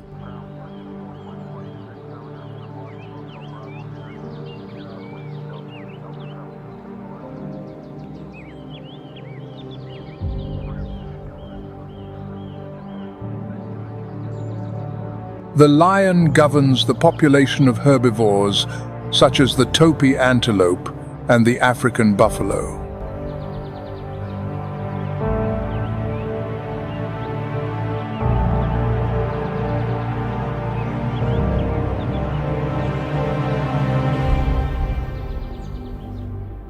They act as a natural filter, strengthening and sharpening the agility of prey populations.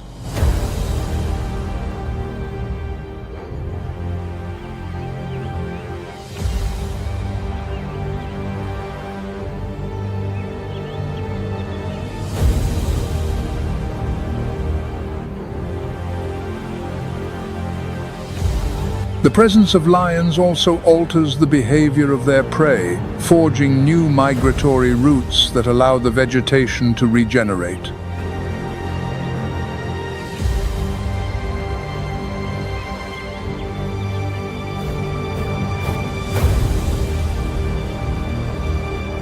While the lion reigns supreme on the land, the Nile crocodile commands a crucial role beneath the water's surface.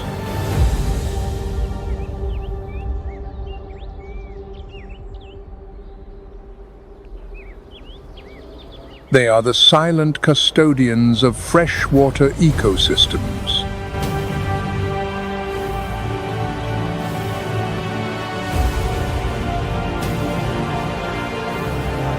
They consume the carcasses of drifting animals, preventing pollution and the spread of disease.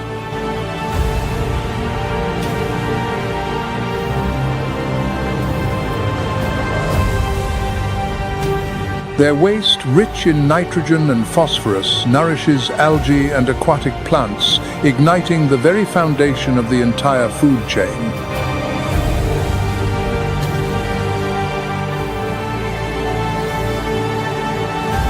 The existence of these two species is no mere coincidence.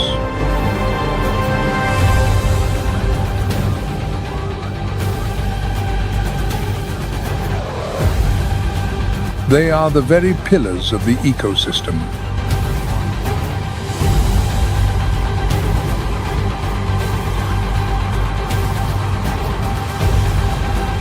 If either one were to vanish, the entire structure could begin to collapse.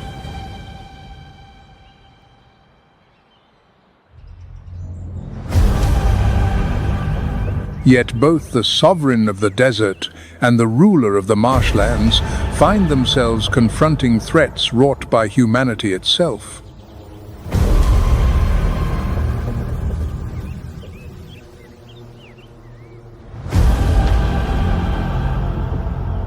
Over the past 2 decades, lion populations have plummeted by an alarming 43%, dwindling to a mere 20,000 to 23,000 individuals roaming the wild by the year 2025.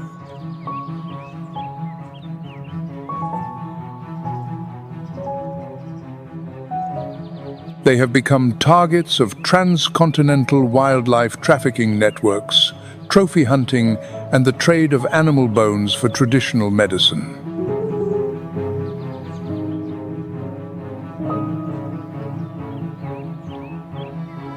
The future of the Nile crocodile is no more promising.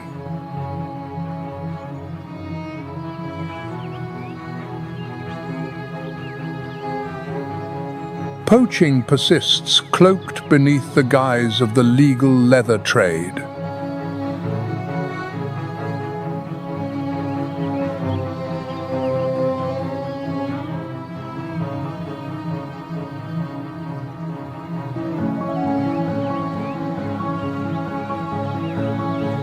Yet amidst the mounting threats, conservation efforts are being pursued with unwavering determination and a visionary outlook.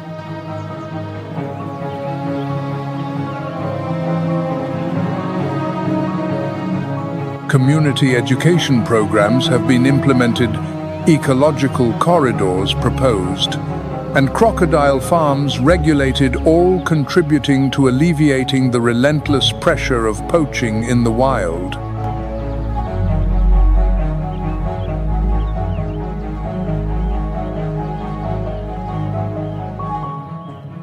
In West Africa, through concerted collaboration, the lion population within Senegal's Niokolo-Koba National Park has doubled from 2017 to 2024.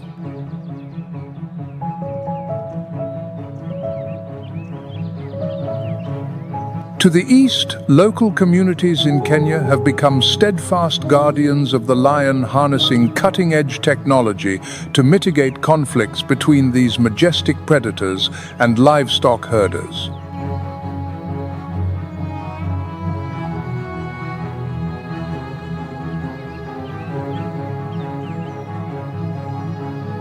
Each individual holds a vital role in the stewardship of our natural world.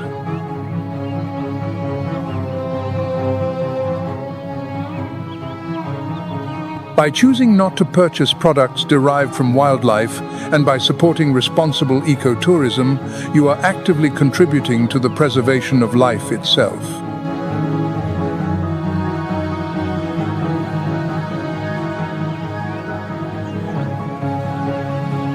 Conservation does not wait for tomorrow.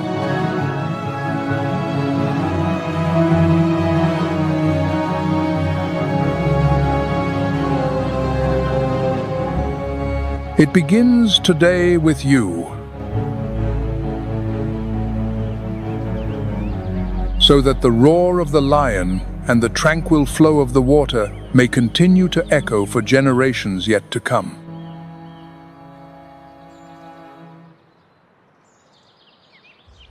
By spreading awareness, we can ignite transformation.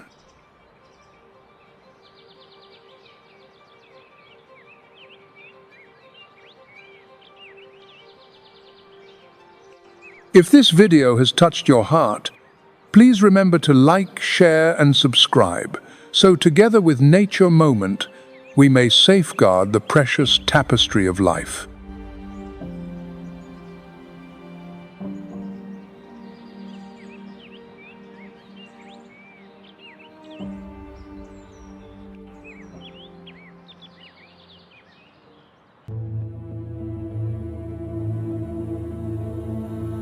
Tens of thousands of creatures, will they rise to triumph or succumb to defeat? Across the vast wilderness of Africa, where thunder rumbles and the wind sweeps through the morning mist, a magnificent natural drama is unfolding. Before the first rains of the season have a chance to soften the cracked earth, the land and sky awaken with a sudden surge of movement, carrying the vibrant pulse of life.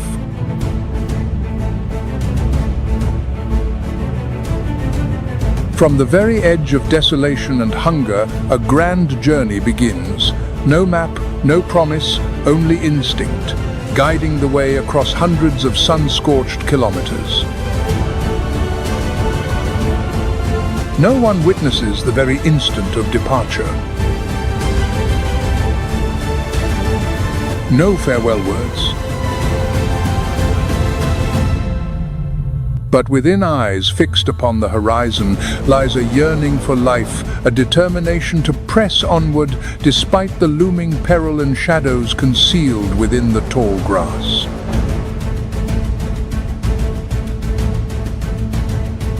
This is not merely a migration, it is nature's silent proclamation.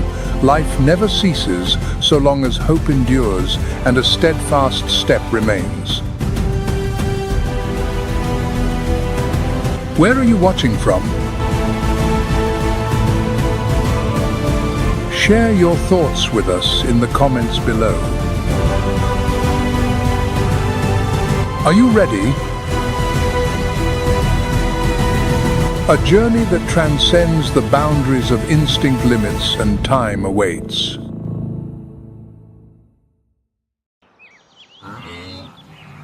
Each year, thousands of newborn antelopes emerge into the world amidst the Great Migration. More than 20 years ago, the Liuwa Plain lay shrouded in silence. Unrestrained hunting has inflicted severe declines upon wildlife populations.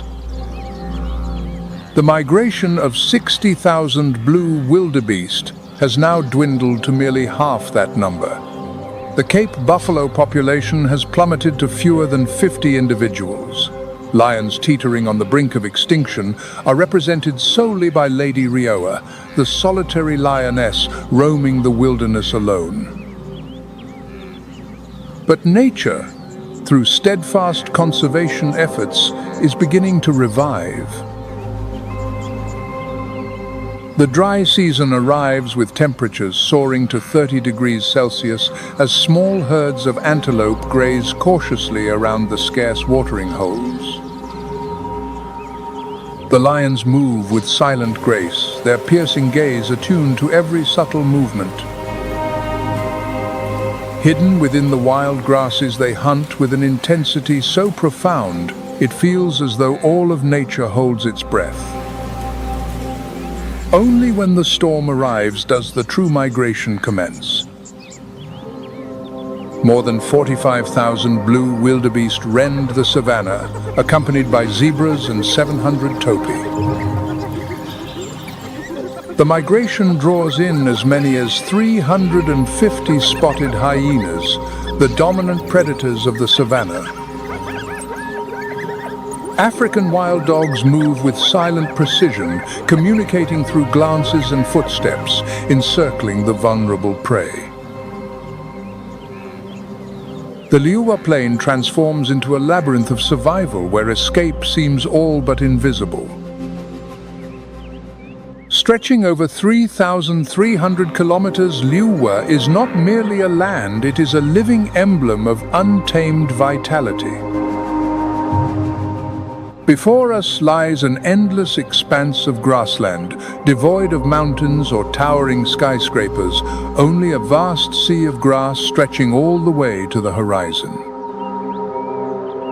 The climate here bears the unmistakable imprint of the tropical monsoon winds. The rainy season stretches from November through April, bringing with it a generous annual rainfall of 960 millimeters. Thunderstorms can unleash winds exceeding 60 kilometers per hour, yet they seldom inflict lasting damage. In the dry season, daytime temperatures can soar beyond 35 degrees Celsius, only to plunge below 10 degrees Celsius as night falls. Though harsh and unforgiving life in Liuwa persists and flourishes, this is the home to more than 50 species of animals ranging from wild buffalo to antelope and desert foxes. The skies bear witness to over 357 bird species, with waterfowl reaching their peak during the flood season when Liuwa is submerged. The dry season transforms this place into a gathering ground for predators and scavengers alike. As the earth fractures and the dry winds scatter the withered grass, Liuwa enters its harshest season of the year. The dry season arrives as an unrelenting harbinger. The lake gradually vanishes, its waters retreating beneath the relentless blaze of the scorching sun. The grasslands, parched and brittle, smolder under the fierce, unyielding heat. Life contracts into tiny pools of water, fragile sanctuaries amidst the vastness. The temperature swings between day and night soar to nearly 30 degrees Celsius, posing a relentless challenge to every living creature inhabiting this realm. When water becomes scarce, the creatures of the wild begin to alter their patterns of distribution. The herds gather closely together, ecological interactions grow tense, and the delicate balance of the ecosystem becomes increasingly fragile.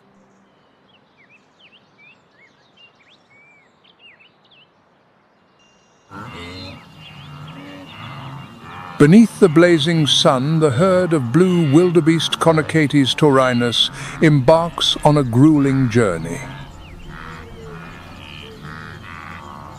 They do not follow a fixed route, but rather a complex cycle etched deeply into the instinct of the herd.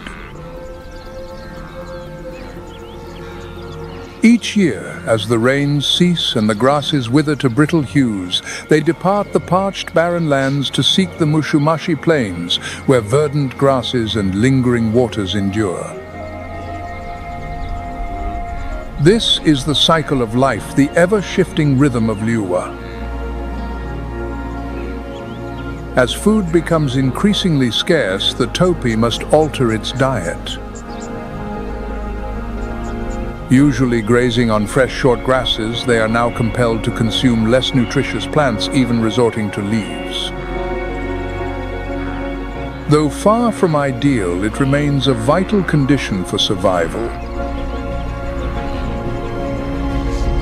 The herd grows increasingly vigilant, curtailing their daytime activity to conserve energy. At dawn and dusk, the antelopes gather beside the watering hole, seeking not only the life-giving water, but also affirming their fierce vitality amidst the untamed wilderness. Their form tells a tale of endurance and remarkable adaptability.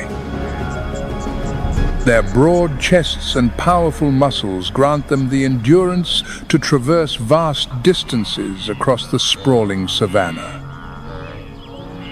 The silvery fur not only serves as a cloak of concealment, but also reflects the sun's rays, shielding the creature from the relentless heat.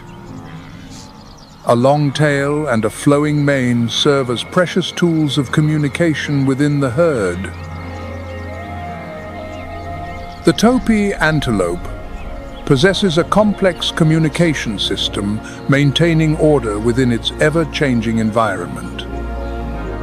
The call of the male resonates across a distance of up to 2 kilometers, proclaiming its location and issuing a warning. They also mark their territory and reinforce social bonds through scents and chemical signals. Movement is not merely a quest for sustenance. It is a primal instinct for survival woven through the fabric of unity. Within the vast herd, each individual responds to signals from its companions, forming a network of rapid reactions, a phenomenon known as collective intelligence. Amidst the scorching heat and swirling dust of the dry season, the sight of a herd of topi antelopes crossing the cracked savannah emerges as a powerful emblem of unwavering resilience.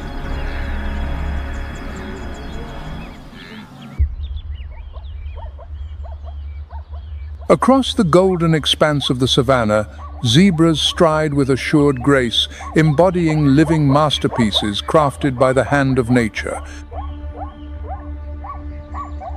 Bold black and white stripes stand out vividly, each individual bearing a unique pattern unlike any other. Each stripe tells a tale of evolution, marking the existence and survival strategies of its bearer. The plains zebra traverses vast expanses of land stretching from Ethiopia to Namibia and South Africa, embarking on a remarkable migration. The stripes are not merely visually striking. They also serve to cool the body, provide camouflage, and ward off harmful insects.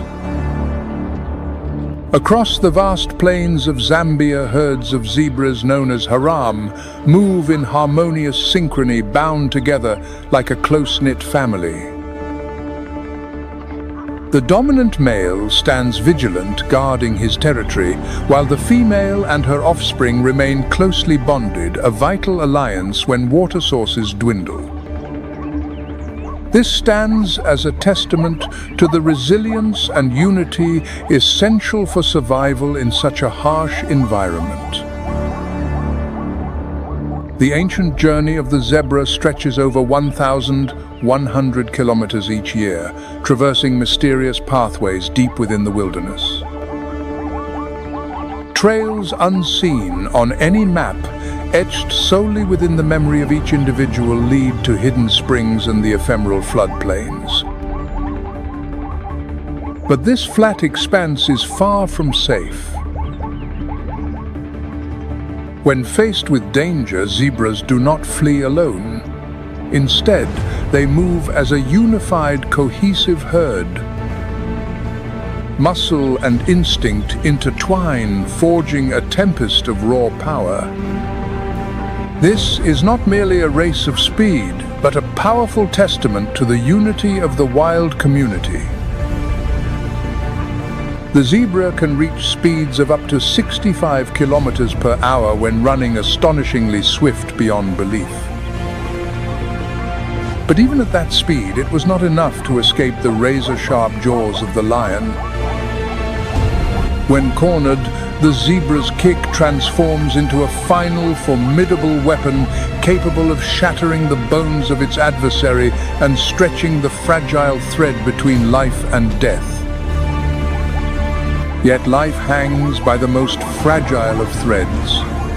A single misstep and the predator's jaws will clamp mercilessly around the neck. Did you know that a zebra can sprint at speeds up to 40 miles per hour, yet it can still fall prey to a lion? Imagine you are running, yet your speed is no match to escape the predator. Not long ago, the majestic roar of the lion echoed across the vast savannas of Zambia. But by the close of the 20th century, they had vanished, leaving behind only a shadow, a solitary spectre known as Lady Leia, the last remaining lioness. She wanders alone across the grassland like a guardian of memories from a kingdom long fallen. But from that solitude, a miracle unfolds. A new generation of lions begins to reclaim the desolate wilderness. One of the first warriors to emerge is Bon Jovi, a formidable male lion crowned with a thick, majestic mane and an aura steeped in legend. He was like a young king returning from a long exile. Bon Jovi emerged as an emblem of revival, carrying with it the thunderous echoes of the wild. Lions are not merely solitary predators. They are social strategists bound by bloodlines and intricate hierarchies of power. This structure is the very key to survival, especially during the harsh dry season when food becomes exceedingly scarce. Together they defend their territory, share their prey and roar in unison, a timeless symphony that stirs the memories of a long-lost era. Each hunt unfolds as a gripping drama of survival, where the pride of lions moves with the precision and unity of battle-hardened warriors. The hunt unfolds in silence, then erupts into chaos as the decisive moment draws near. With its massive frame, the male lion can weigh up to 225 kilograms, its thick mane serving as a formidable shield in life-or-death battles. Their roar can resonate up to 8 kilometers away, a commanding declaration of dominance to any intruder. However, the lion does not always succeed in its hunt. Only about 20 to 30% of hunting attempts end in success. Each failure only served to intensify the hunger, driving it to an even more ferocious edge. The return of the lion to the lands of Zambia is not merely a triumph of conservation, it is the revival of a timeless natural heritage. This stands as a testament to unwavering determination, the remarkable capacity to rise from ashes, and the formidable power of unity. The lesson drawn from the lion serves as a poignant reminder of the vital importance of safeguarding every fragment within the tapestry of nature. Though relentless and unforgiving life invariably finds a way to endure, to roar anew, and to inscribe proud new chapters upon the annals of existence. The roar of a lion can reverberate across the savannah, shaking the very earth beneath. Yet did you know that only 1/3 of their hunts end in success? On the cracked earth, the delicate paw prints of the cheetah emerge like the elusive traces of a mysterious hunter across the Liuwa plain. In the midst of drought and fierce competition, the journey of the cheetah stands as a vivid testament to exquisite evolution where speed and strategy intertwine into the art of predation. The cheetah, the fastest land animal on Earth, can accelerate from 0 to 60 miles per hour in a mere 3 seconds, reaching a top speed of 65 miles per hour. From 0 to 96 kilometers per hour in a mere 3 seconds, swifter than even the most elite sports cars. Their bodies are a masterpiece of design, featuring a supple spine and 4 slender yet powerfully muscled legs, enabling them to reach a top speed of 105 kilometers per hour. Yet each pursuit is a life or death gamble, never extending beyond 300 meters and lasting but a few fleeting seconds. Each failure drains precious energy, compelling the cheetah to deliberate every move with utmost caution. Thanks to its caution and cunning strategy, the cheetah has become a masterful hunter. The lightning-fast hunt lasts but a single minute, during which their body temperature soars, rapidly compelling them to rest in order to avoid exhaustion. Hunting at dawn and dusk helps to avoid the scorching heat and evade predators such as lions. The cheetah seldom feasts upon carrion. It relies instead on its exquisite hunting skills and precise calculation. This attests to an inherent independence and a flawless adaptation to the harsh environment. The cheetah possesses a unique social structure. The females live solitary lives, while the males form small groups known as coalitions. These groups serve to defend their territories and enhance their chances of mating. The cheetah does not roar like the lion. Instead, it emits soft, subtle sounds that convey a quiet yet keen presence. By the year 2024, the number of mature cheetahs in Liuwa had dwindled to a mere 18 individuals, while across the globe their population barely reached 6,500. 18 individuals remain, while globally their numbers have dwindled to approximately 6,500. Conservation initiatives are expanding ecological corridors and enhancing gene flow to preserve genetic diversity, enabling cheetahs to adapt to environmental changes and endure into the future. Protecting the cheetah is not merely about increasing its numbers, it is about preserving the integrity of its genetic heritage, a vital key to the species' enduring survival. The African wild dog, adorned with its uniquely patterned coat, stands as one of the most socially intricate carnivores. Each individual is readily distinguishable by a striking mosaic of black, pale, yellow-brown, and white hues. These patterns not only help maintain cohesion within the herd, but also assist them when hunting across vast expanses of land. The large, rounded ears of the African wild dog serve not only to detect distant sounds, but also to regulate body temperature amid the relentless heat of the African savannah. Both the cheetah and the African wild dog stand as testament to the diversity and subtlety of adaptation.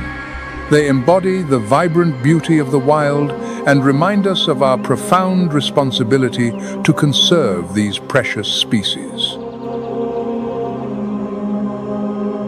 In Liuwa Plains, the formidable African wild dogs live under the rule of a solitary alpha pair, the only ones granted the right to reproduce. Yet what truly sets them apart is the remarkable unity that binds the entire pack. Each individual devotes their full strength to support one another, from nurturing the young pups to hunting together as a united force. This remarkable harmony enables the African wild dog to achieve an astonishing hunting success rate of 90%. Certainly, please provide the Vietnamese text you would like me to translate into English narration. Their hunting strategy resembles that of an elite military unit, with each dog assuming a distinct role, pursuer, flanker, or blocker, rendering escape nearly impossible for their prey. This collective strength reveals itself in the way they share food and nurture one another. For the African wild dog, survival does not hinge on individual strength, but on the power of cooperation.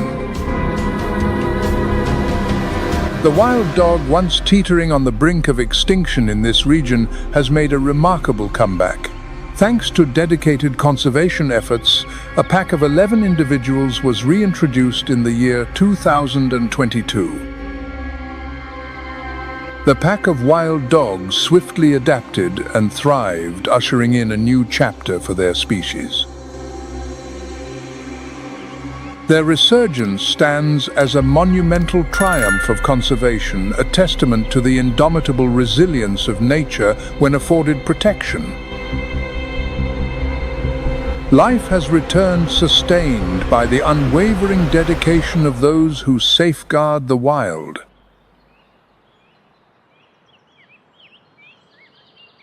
In the tranquil skies of the dry season over Liuwa Plains, the martial eagle soars hundreds of meters above the earth.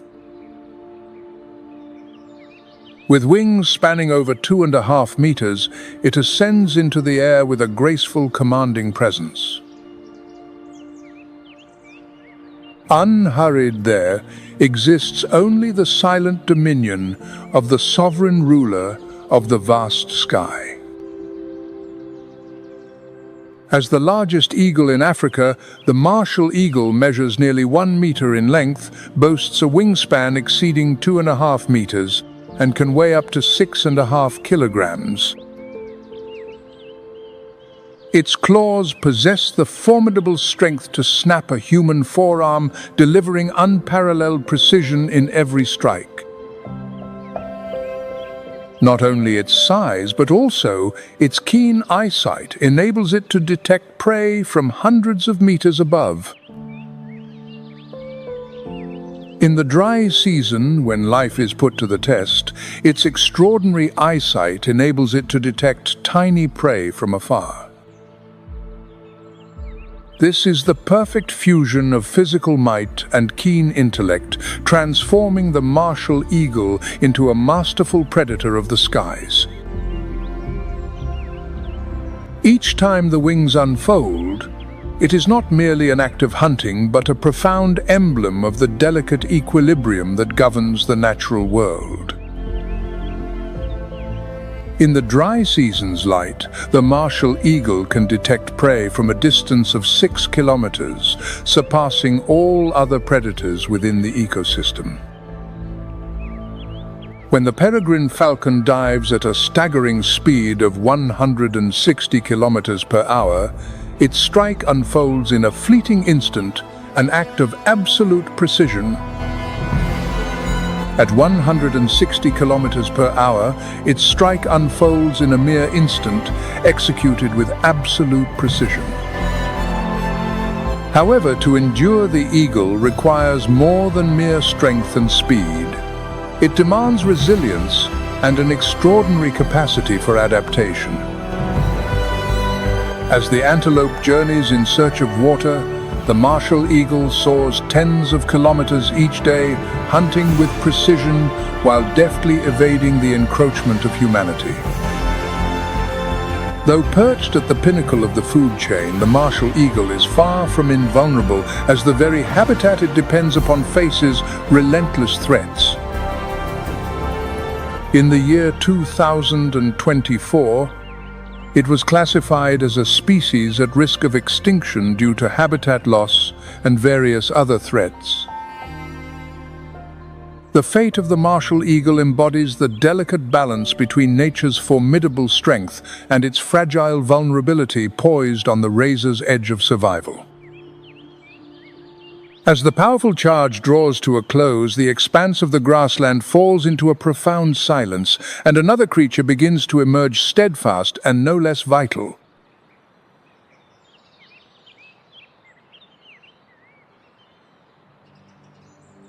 The arrival of the white-backed vulture signals the continuation of nature's eternal cycle. Beneath the blazing sun, the Loire Plateau transforms into a shimmering sea of golden dust as flocks of vultures ascend in broad, languid spirals. This patient journey unveils a rhythm of life entirely distinct, intimately entwined with their role as the silent sentinels of the natural world. The white-backed vulture, one of the largest scavenging birds in Africa, measures between 78 and 98 centimeters in length, boasts a wingspan reaching up to 2.25 meters, and can weigh as much as 7.2 kilograms. They are the sentinels of the sky, their stark white backs strikingly visible as they spread their wings wide, and their bare heads devoid of feathers, allowing them to delve effortlessly into carcasses without fear of infection. The keen eyes of the white-backed vulture can spot carrion from afar, playing a vital role in maintaining ecological balance by disposing of carcasses, preventing the spread of disease, and recycling nutrients back into the earth. In the dry season, when herbivores such as the topi, antelope, and zebra are utterly exhausted, the role of the white-backed vulture becomes profoundly vital. Vultures often gather in large groups, capable of stripping a medium-sized carcass bare in less than an hour. Their robust digestive system possesses the remarkable ability to neutralize dangerous bacteria and viruses, thereby preventing the spread of disease within the ecosystem. The white-backed vulture does more than merely recycle death. It stands as a silent guardian of life within nature's relentless cycle of birth and decay. However, the population of the white-backed vulture has plummeted dramatically. From an estimated 270,000 individuals in just the past 50 years, this population has declined by more than 80%. By the year 2024, they had been classified as critically endangered on the IUCN Red List. The primary cause is poisoning from carcasses contaminated with pesticides, veterinary drugs such as diclofenac, and even deliberate acts of poisoning. Each individual lost is like a blade severing the delicate threads woven through the ecological tapestry, inflicting profound consequences upon the entire grassland ecosystem. In Liuwa, where life and death intertwine in an unending dance, the white-backed vultures emerge as nature's final custodians, cleansing the land and maintaining the delicate balance of the ecosystem. Often misunderstood as an ill omen, the white-backed vulture is in truth one of the most vital creatures within the ecosystem, safeguarding life itself and ensuring the relentless continuation of nature's cycle.